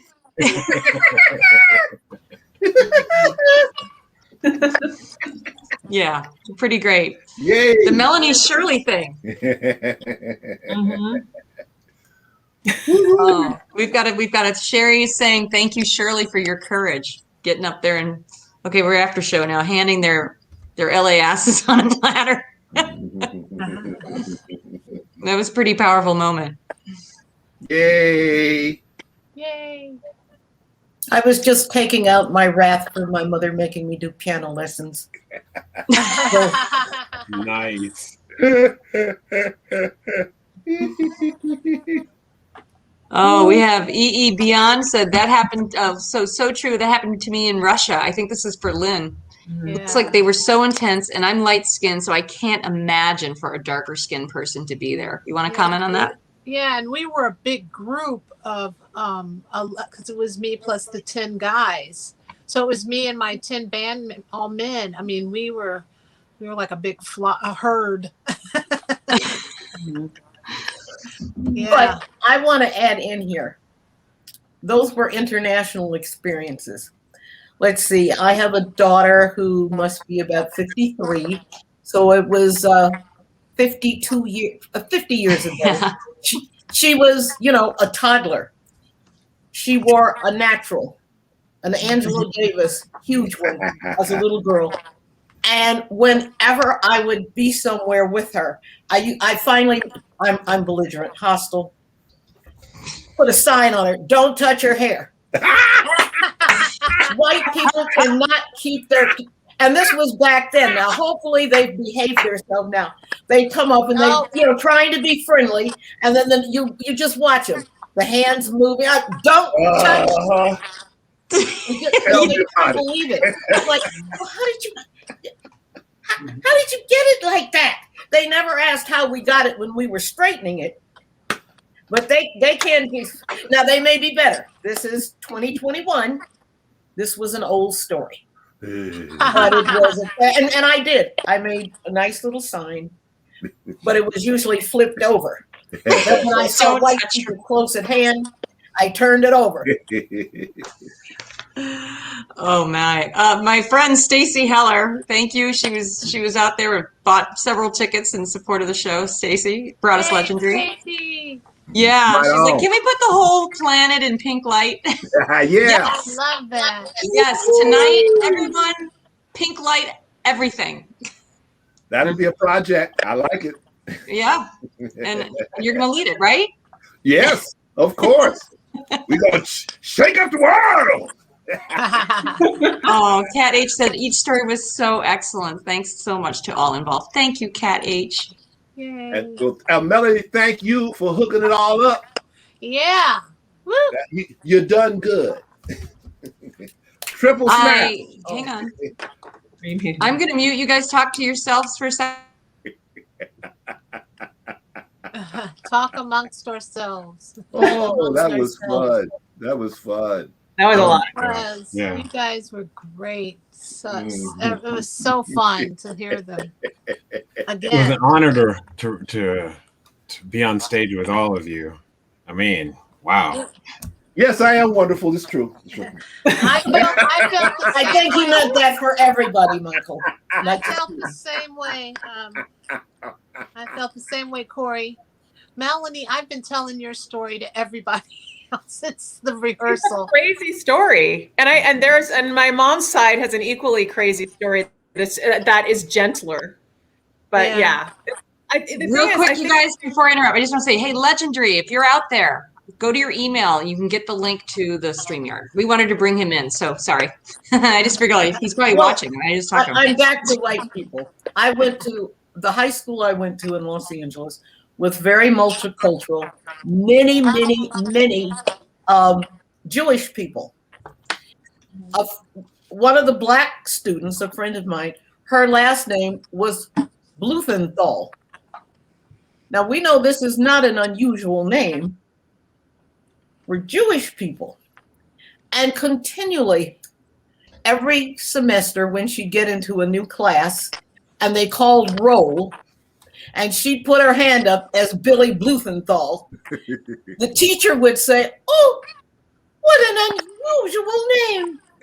Now, we had all kind of Thals there and Steins, and what they meant was, Negro, where you get that name from? Right. And when I used to tell this story, I mean, sometimes I tell it, I'd say, close your eyes, and I'd say, hi, Melanie McFarland. And I'd tell it to be, a room full of, usually I'd be only one or they're doing one or two Black people or people call in the room, and I'm the other person. So, when I tell that story, then people would be like, oh, okay, this is where this is going. So it's like, Well, they have difficulty with, as they call us, articulate. Now, Black people never call another Black person articulate. Okay. It's only white people, and they simply mean we put ER on the end of the word and ING. I am running, not running. Yep. Right. Yeah, it'll get you all the time because I have the quintessential Midwestern accent where I sound like I should be doing the 6 o'clock news in Topeka, Kansas. And when I answer the phone, people don't know. I used to work for a senator on Capitol Hill, and I answered the phone, and we were having a conversation with a constituent about affirmative action, and she made a comment about Black people and said, don't you agree? And I said, no. Right. And she said, well, why do you say that? You're from Iowa. And I said, I am from Iowa, but I'm Black. And she said, well, how Black are you? And I said, what? No. Oh, no. Black Irish. No, ma'am. Oh, yeah, that happened. Damn. I first came to Melissa's attention because I did an essay that got published, and then they did the audio on NPR. It was about being hired at Cedars of Lebanon Hospital, which is now Cedars-Sinai. And I just called and asked to speak to the chief operator. Did they have an opening? You guys know what switchboards are? Okay, so you're not that young. Okay, and she goes, oh my God, you're a lifesaver. I just had an operator to quit. You're hired, because I also said I've been working for Pacific Bell. She goes, oh, come. Don't go to the employment office. Ask for me in the lobby, because I'm going to give you your next week's assignment. Need I tell you the rest of the story? Yeah. So it's better just to sound like you're from the hood. Then you won't get mixed up, and folks will know who you are. Right. Well, there's also a great deal of discomfort about acknowledging our blackness. I was working retail, and some members of my church were coming in, and they'd forgotten my name. And what they ended up doing was, my boss asked them, "So which person were you looking for?" And they were flabbergasted until the husband says, "The Presbyterian one." Oh, please. The one with the tail. Oh, I had God. a daughter. She was in kindergarten, maybe first grade. She was having trouble with someone in the one of the cafeteria workers. And I said, "Who is it?" She didn't know. She couldn't tell me. But one day I went to pick her up, and I had to go into the cafeteria. And I said, "So who's the person?" Now, remember, she's a little kid, maybe 6 years old. Okay. And she said, "That one over there." I said, "You mean the fat black lady?" But in her 5-year-old head, because I have found oftentimes kids don't make that distinction. Because if she just said the black lady, life would be simple rather than the Presbyterian. That's so funny. We have a question for Melanie. You moved from Chicago to Portland to Seattle. That seems progressively less diverse. How have you found and built your community? That's my niece. Is it Eshe Pickett? I want to say it right, and if I've said it wrong, I apologize. But thank you for your question. That's a really good question. So, actually, when I moved to Portland, I had a couple of roommates. One of them is a roommate from Detroit, another black woman. And she ended up moving from Portland. She was like, "That's enough for me," and moved to New York. But, I always wanted to, this is going to sound maybe not strange, but I always wanted to live in a place with green and trees and a nice winter that I didn't walk outside like my nose is going to fall off as soon as I open the door. So I came from Michigan. I hear you. There you go. So when I came to Seattle, I've always kind of been a loner anyway. I mean, that's part of what a writer's life is, very solitary. That's a very long way of saying that it's taken me a long time to build community. And I will say that probably only within the last few years have I really been able to build a community. I've been very much a loner for a really long time. And when you are in a newsroom, you get a community in that newsroom if you're lucky. And I happen to be lucky for a while. And then when we all scattered to the winds, one of my best friends moved to the Middle East. Another one now went back to Chicago. So we maintain community mostly virtually now. But yeah, thank you for that question. And I hear that is your niece, Shirley. Yeah, I was never reading down here. I see where questions are coming in. Yeah. Do I get to go hi, Shay, or she doesn't hear me? Okay, because I love all you storytellers, but Shirley, will you tell the story about the vet and the cat and what you did to them? Okay. You guys, it's probably already clear that my mother brought me up to be a well-behaved, nice little colored girl. Okay. Apparently, I resented that as much as I did the great big bows she already had in my hair. So as I got to be old, I just became this horrible person that I love very much, because I think there's nothing better than being a troublemaker. And when you're 80 years old, 84, people have no matter who. Okay, here's the story about the vet. And it's exaggerated because I use this in my comedy routine. She does stand up, you guys. But I lived in Pasadena. And Pasadena basically is this ritzy little place. Now, they got the hood because everybody's got the hood. But, right. If you're smart, you come out of the hood and go to some of the places you shouldn't be. So my daughter's cat was ill.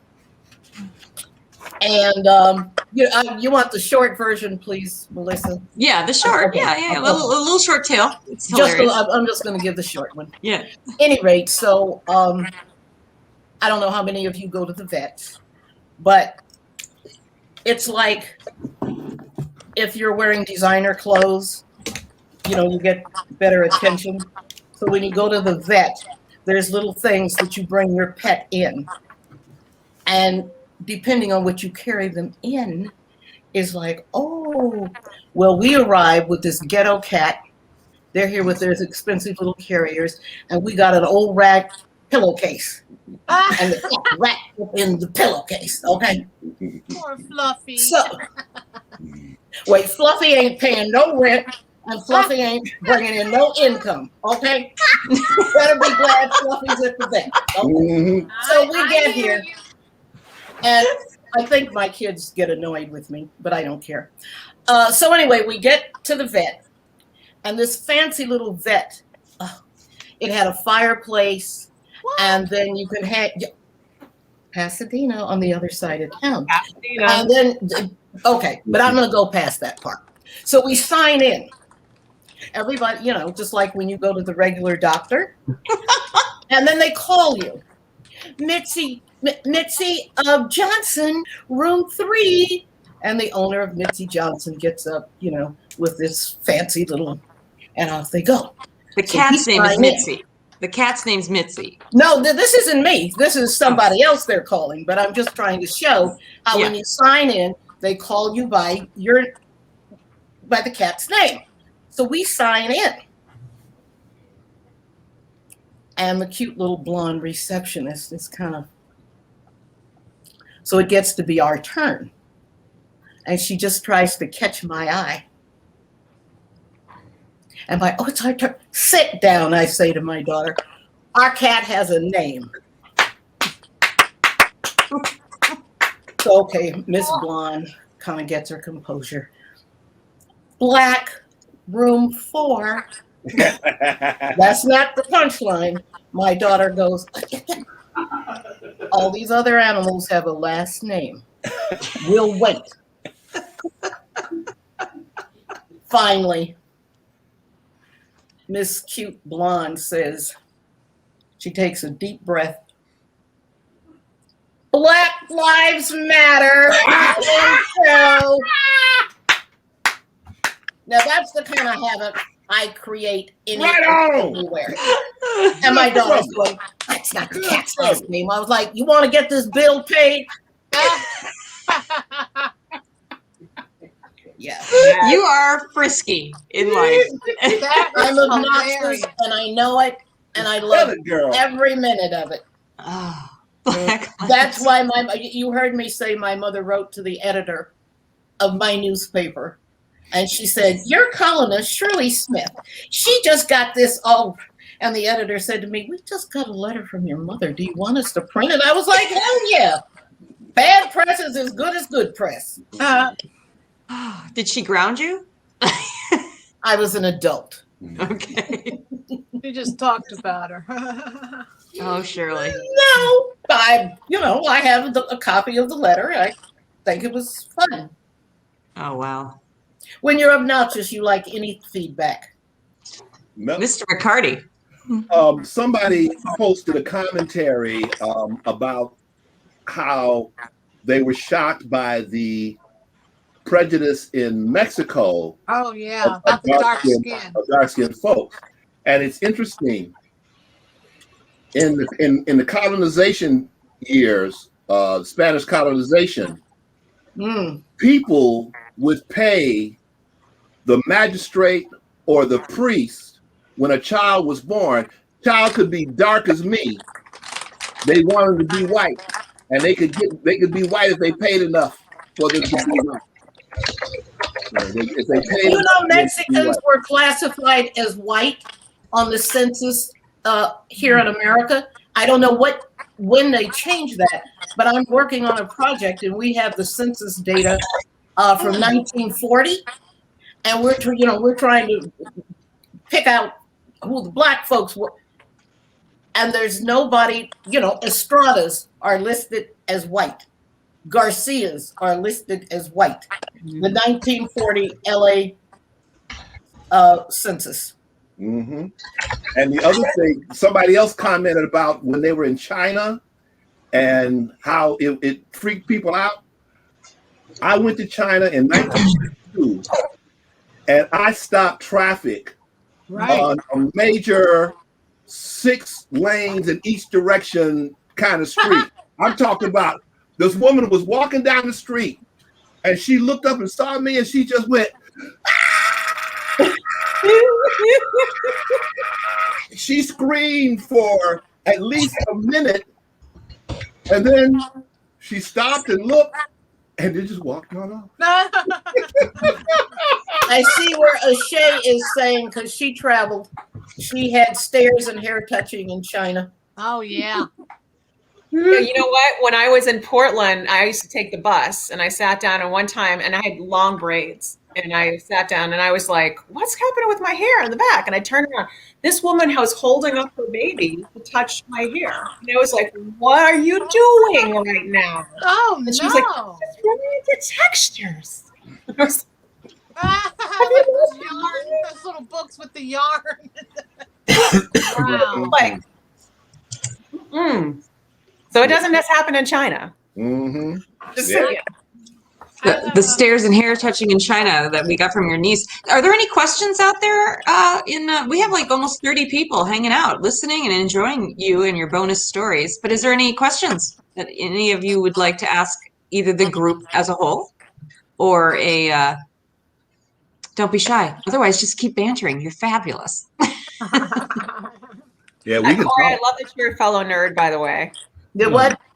And I say that with I didn't hear you, Melanie. Oh, I would say I know that Corey, when I said the Connor McLeod said Highlander, I'm like, oh, people, he got that. I know. Oh yeah. Yes. I outgrew my overbite, and my glasses got a little thinner with money, and at a certain height, all of a sudden, all that stuff kind of goes away. I kind of grew into my teeth, and ordinarily, I'm looking like one of the protagonists from The Far Side. No, I'm just saying it's good because I love to be able to talk about like, oh, Star Trek Discovery, love Picard. I love Picard too. Things like that. Yes, I Yay. got your clan of the whatever, the Highlander or whatever. Yeah. Connor McLeod of the Clan McLeod. Yes. The Clan McLeod. Yeah. It's interesting. Not a lot of people know that Oregon was founded as a white state. Yes. Yes. it was. Oregon was founded as a white state. Mm-hmm. People stare in Portland. My niece decided, I want to go to Portland. So she goes to Portland and she came back. She was like, it's pretty, but it sucks. They're racist there. I'm like, ugh. I said, you didn't look up the history of that? Of course, it was crazy. But she said people were staring at her. They were staring at me. But she is You know what's the problem? But she's beautiful, though, too. We earmark certain places as racist, and then we know that. But I think it's everywhere. And It's everywhere. And well, that was your title. Somebody What's the said that. title? So ingrained. Mm, It is so ingrained that the little things that emerge, we've lived it, so you just kind of roll with it. But when you start picking at it, you discover there's so many little things. And white people are quick to say how, I just love everybody. And some of my best friends are white. But they slip when they say that, because what they want to say is my best friends, I have black friends. But they don't know us. That's true. And Yeah. That's a very true statement. When we're having political discussions and the tough questions come up and they're expecting us to agree, and I'm in a room full of white folks, and inevitably a race question comes up and they want me to agree. I'm sitting in the corner looking at them like, I ain't one of y'all. do you see this?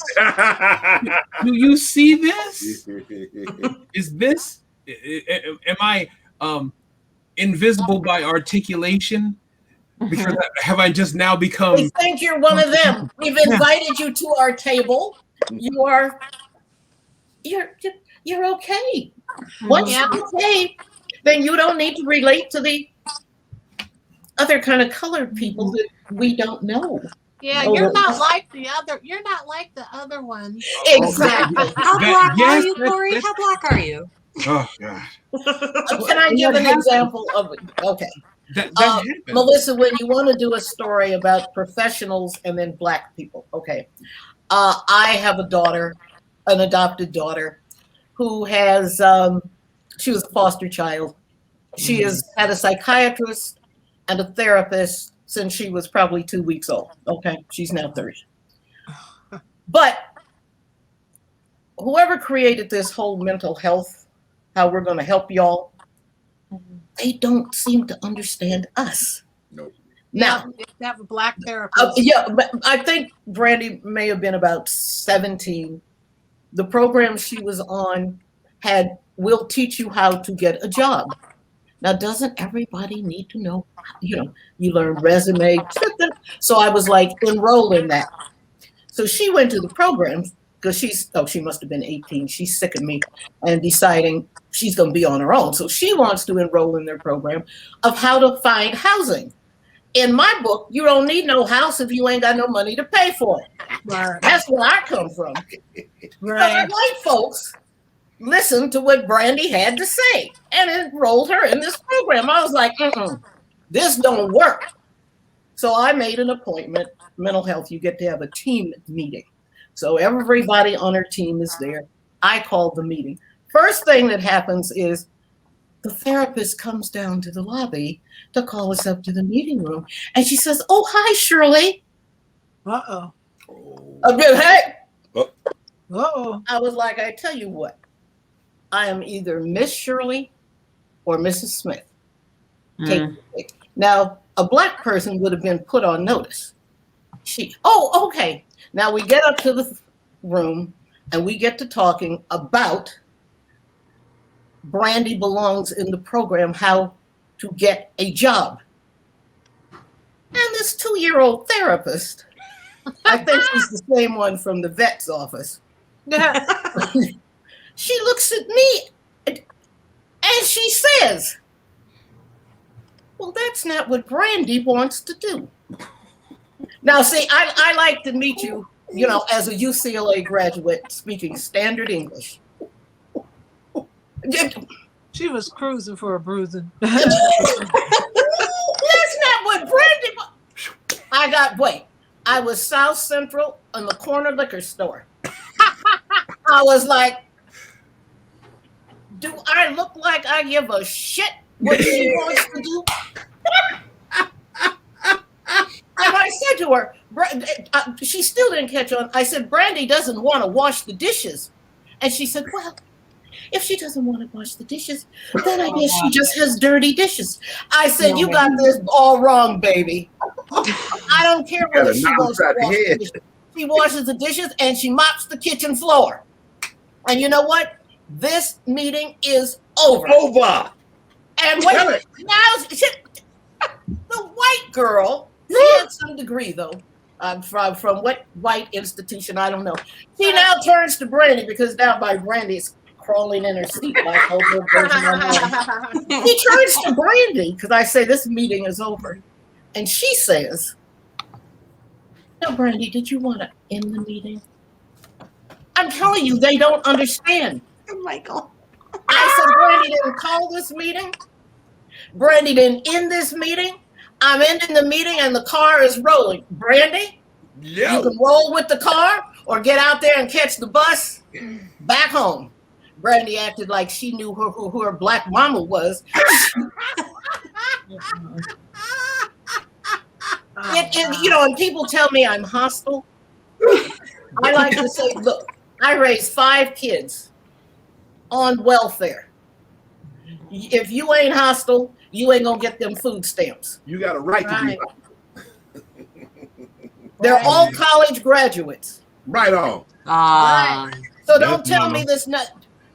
But if you don't, I'm sorry, excuse me. And so I really didn't, I shouldn't have told that story because it's just so hostile. And that's not me at all. Yeah, I'm hostile. Black, old, fat. Old school into his house. What Brandy wants.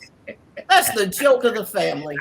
And as soon as you say it to black people, that they know. Now, white people, you got to give them the whole story, and then maybe they'll catch on. How many of you had your mamas ask you what you wanted? Oh. Never. Yes. There was only one occasion. Would you like to go out and get your own Switch? Hey! And it wasn't a yes or no question. It was a yes and yes question. Yes. And then if you brought in one that was too skinny, Yep. you got sent back out. No. You would sit down because it would be like, I'm gonna go get this, and then you would see my mama put on her flannel and her eye guard and get the chainsaw out, and you recognize you made a mistake. She's bringing in a tree trunk. Mama would bring the lumber, and at that point, that only happens once, and then I got my own, and I'd be like, not good enough, not high quality. Because my mother would turn into Zorro at that moment, put on that little hat, put on that mask. Oh my God. But Oh see, my God. black mamas didn't play. No. And now you find our Negro mothers and fathers actually trying to get opinions. Oh. Well, and people tell me, oh, well, you're old school. And I go, but I'm old. I made it this far. And you don't get old being no fool. Yeah, this is true. Hey, Cat H wanted to know the question. I just wanted, because the question's hanging there. Was it called Tangy Meat that Ray talked about? And yes, it was called Tangy Meat. And that scene when the meat was steaming on the pot and there was nothing underneath it. Oh, funky. Yes. Thank you for your question, Kat. There was a previous question for Melanin Stories about for aspiring Black writers. Here's the first bit of advice that I'm going to give you. Write every single day. Yeah. And if you're not writing every day, then you're not taking those steps toward it. Okay. So I have this habit that I got from the Artist's Way that I have to get my morning pages out. 3 pages out. You got to flush the pipes and get that out. And some days the things I can write down things that are a festering cauldron of insecurities, and you got to get that out of your heads, because if you don't, that will taint what you do.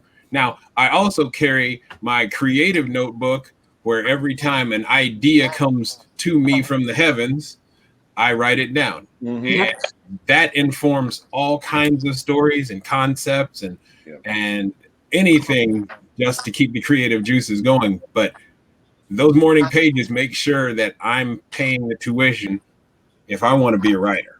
And the other thing I'll say is, if you don't have your notebook with you, because a lot of people don't carry paper anymore, text yourself. Text yourself, leave yourself a voicemail, whatever you need to do, because you will have ideas that come to you. And and you don't want to lose them. So I just text. I'll be in the middle of the night, my husband will be asleep, and I'll be like, and the dream of blah blah. Like, I'll just write it down and text myself. The next day I'll write it, put it into. That's why I use my notes function on my iPhone. Yeah. I use that. Yeah. Because if you think your memory is going to be great, nope, ski out this year, gone. And somebody else has grabbed that idea because this is my theory. The universe talks to all of us. And yeah, that's not weird that I have voices in my head. But if I don't claim those thoughts, somebody else is going to get them. How many times have you seen on television hey, I had the idea for that thing, as seen on TV thing. Yep. But you didn't grab it, you didn't claim it, and you didn't put energy into it, and it went to somebody else. Yep. Yay.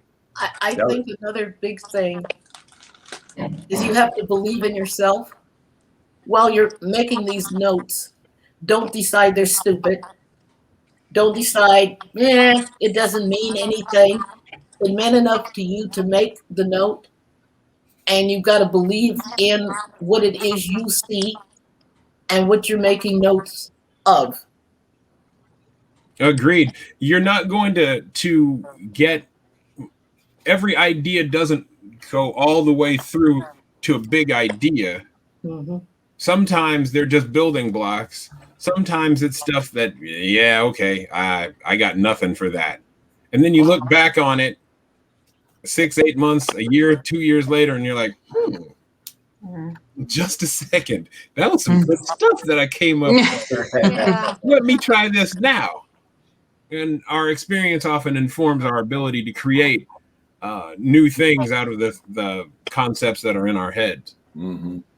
I think you also have to find places that you can send your ideas to. I only became an opinion columnist because I used to always send letters to the editor.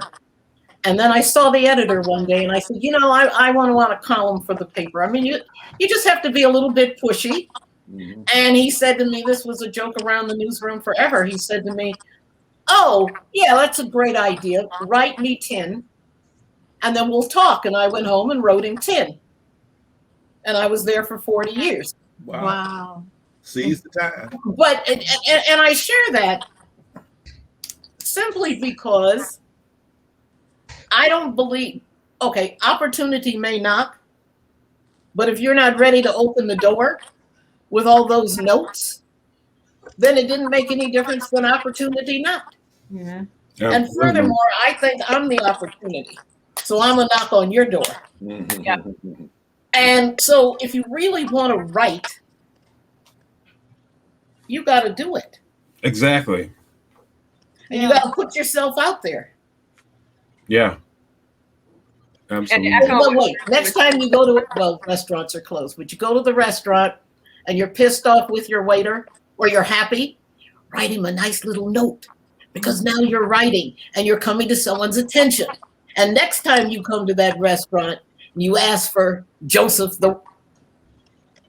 you got to work at it. It doesn't just happen. Well, maybe and when it comes out, how it comes out and how it's utilized. So we all wrote our own stories. I didn't have a story tonight, but you all wrote these stories. You crafted these stories. Legendary, our musician who couldn't join us in this after party. But I mean, if you listen to his words, I mean, he wrote those down, and look what came out. There's times when I'm writing and it's just like the pen takes over. Like, I don't even know where it's coming from. Have you ever had that? Yeah. Oh, Yeah, that's the flow. I'm going to try it. Just a tidbit. I don't write my stories. Oh, right. I had writer's block for about 20 years. I developed it in my first class, writing class in college. I did all the way up until the last assignment. I couldn't do it. I had my wife write it, and I turned in what she wrote. I didn't even type it over. I just turned it right in, and I had writer's block for 20 years. Storytelling and journaling helped me overcome my writer's block because I developed my stories here and then here in the telling. And once I did that, it was possible for me to write, to put things down on paper. Wow. To this day, I develop my stories in the oral tradition. Everyone's process is different, that's for sure.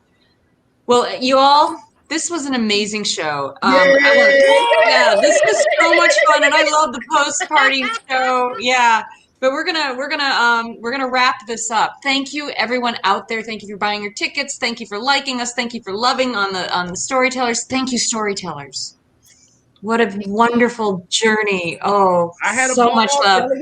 So much love. And I'm blasting pink from now on.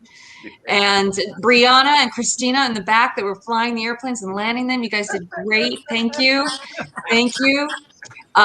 We've been, I think you saw enough about what's upcoming, but tell people like us and thank you again. So I think we can wrap. Good night. Nice to Nice meet you all. meeting you all. Thank you. Melanie, I need addresses for everybody. Yeah. We'll do that. I like to share stuff. So I got some stuff for y'all. Okay. Yeah, I want emails too. No, I want offline mail. I want snail. I want that too. I want snail. Woo! Okay. I'll send you love. Thank All right, you y'all. again. All right. Be happy. Be silly. Great Saturday night. Good night. I don't know what I'm doing.